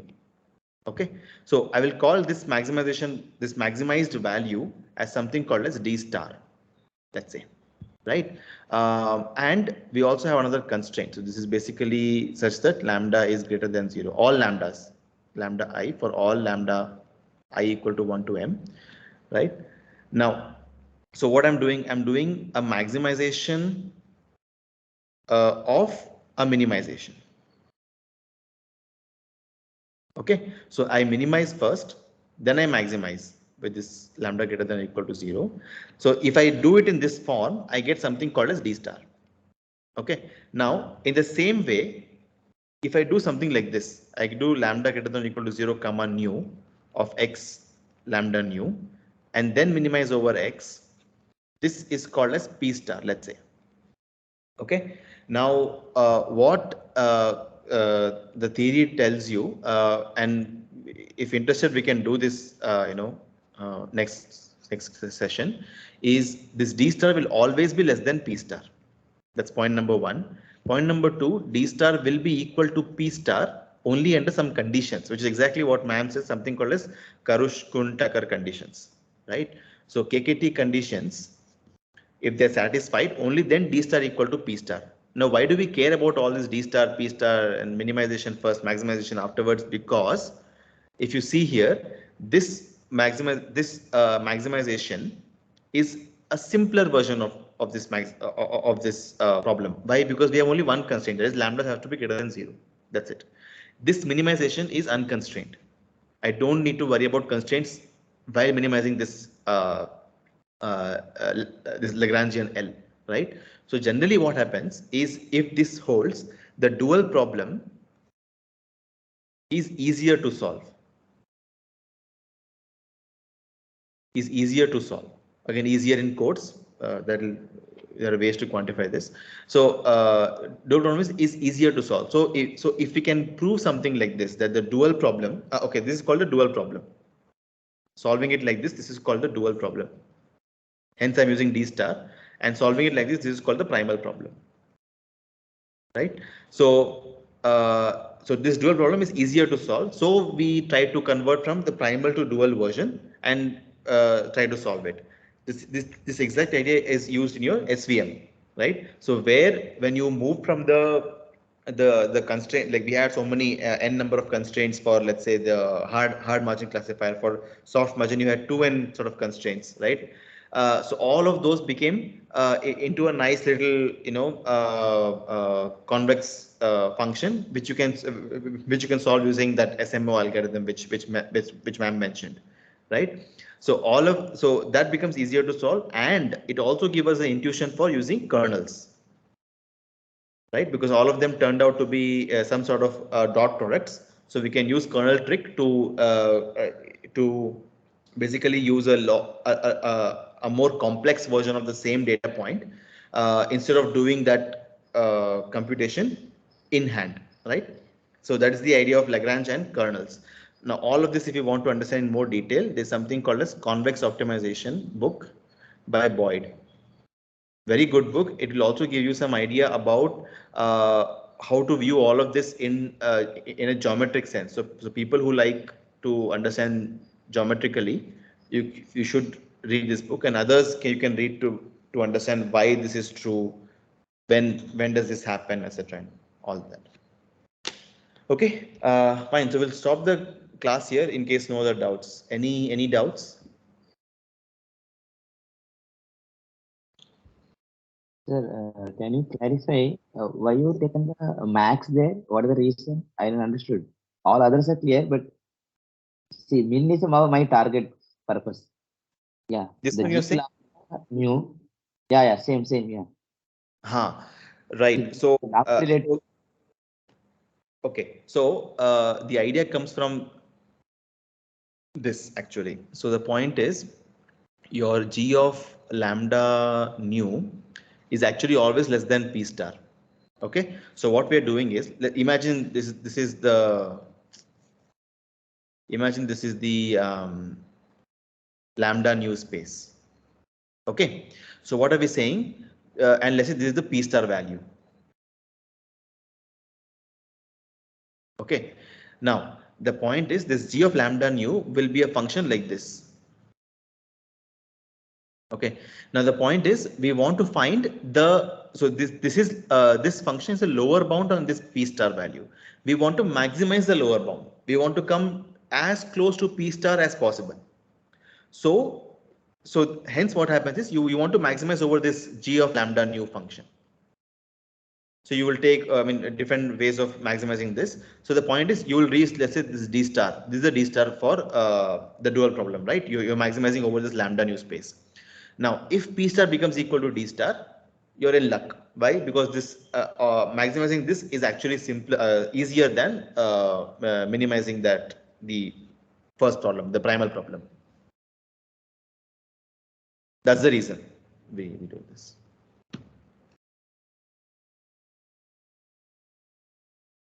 Yeah.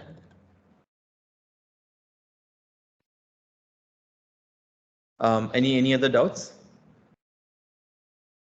So sir, so that means if any function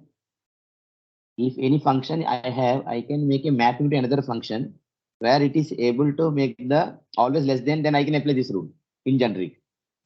Yes, correct. Yes. Yeah. So this trick that we are looking at, right? This is actually something like a lower bound optimization. So what you do is you construct a lower bound.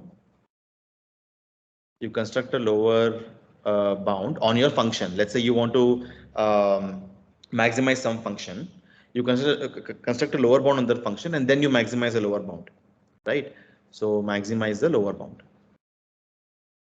This is a very, this is a very standard trick done in ML and that sort of idea, because the idea being that the lower bound is actually maximizing the lower bound is tractable in some sense than doing the actual optimization. That's the idea, and this is the idea also uses, if I don't want to confuse you guys, but this also use something called a VAs, variational autoencoders. So there you try to build a lower bound on the probability distribution itself, and then you maximize the lower bound. That's a different idea, but the idea is this: you construct a lower bound and then you maximize the lower bound so that you can, and in case it touches the actual value, you're in luck. All right. Anything else? Okay. Then Sorry, more questions are late already. Go ahead. What question you have? Go ahead. Sorry, sir. Yeah. See, this course, like for me, look like ML. No, I will look in 2 point of view. One is more mathematical point of view. Right. Second, of more application point of view. Right. Where I'm not required to know the exact mathematical method or scientific things behind that. Okay. And this course like in between. There no like not complete application, not complete mathematics. Okay. So from exam point of view, how much we require to know the mathematical background? That means it will come like see whatever questions now till fourth assignment.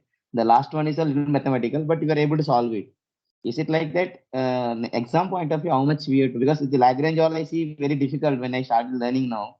But I can't remember that the other member told it's too much mathematics. So how much we should put an effort? So from the exam point of view, if I tell you, again, I don't set the paper and I don't even have access to the method that is used to set the paper.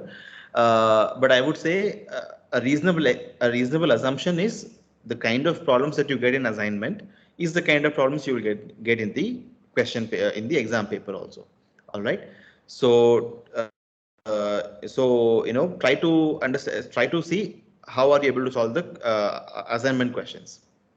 Okay, so that's from the exam point of view. But again, a general thought process to all here is try to get the basics right, because if you get them right, then you can understand the problems easy. That's one. Other thing is you can even diagnose problems in your ML code or systems that you hopefully will build going forward, right? If something doesn't work, then you need to know why it's not working.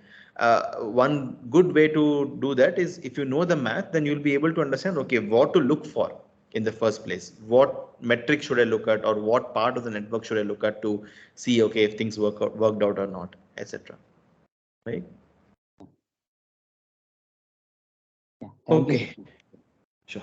Fine. Anything else? Then otherwise we close the class.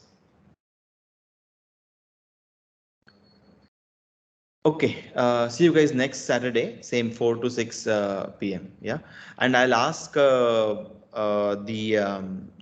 Monday and Tuesday guys to do the theory on the SVMs and dual problem and all of that. Yeah. Okay.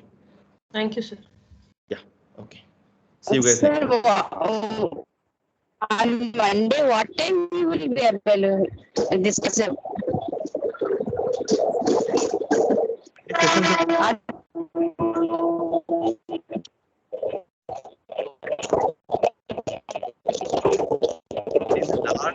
large sound coming, background noise, Subhasini. Do you want to put in the chat?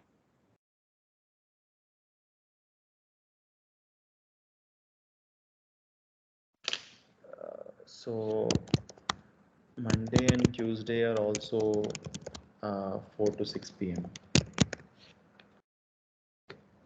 All right. Okay, guys. Okay, we'll meet next Saturday.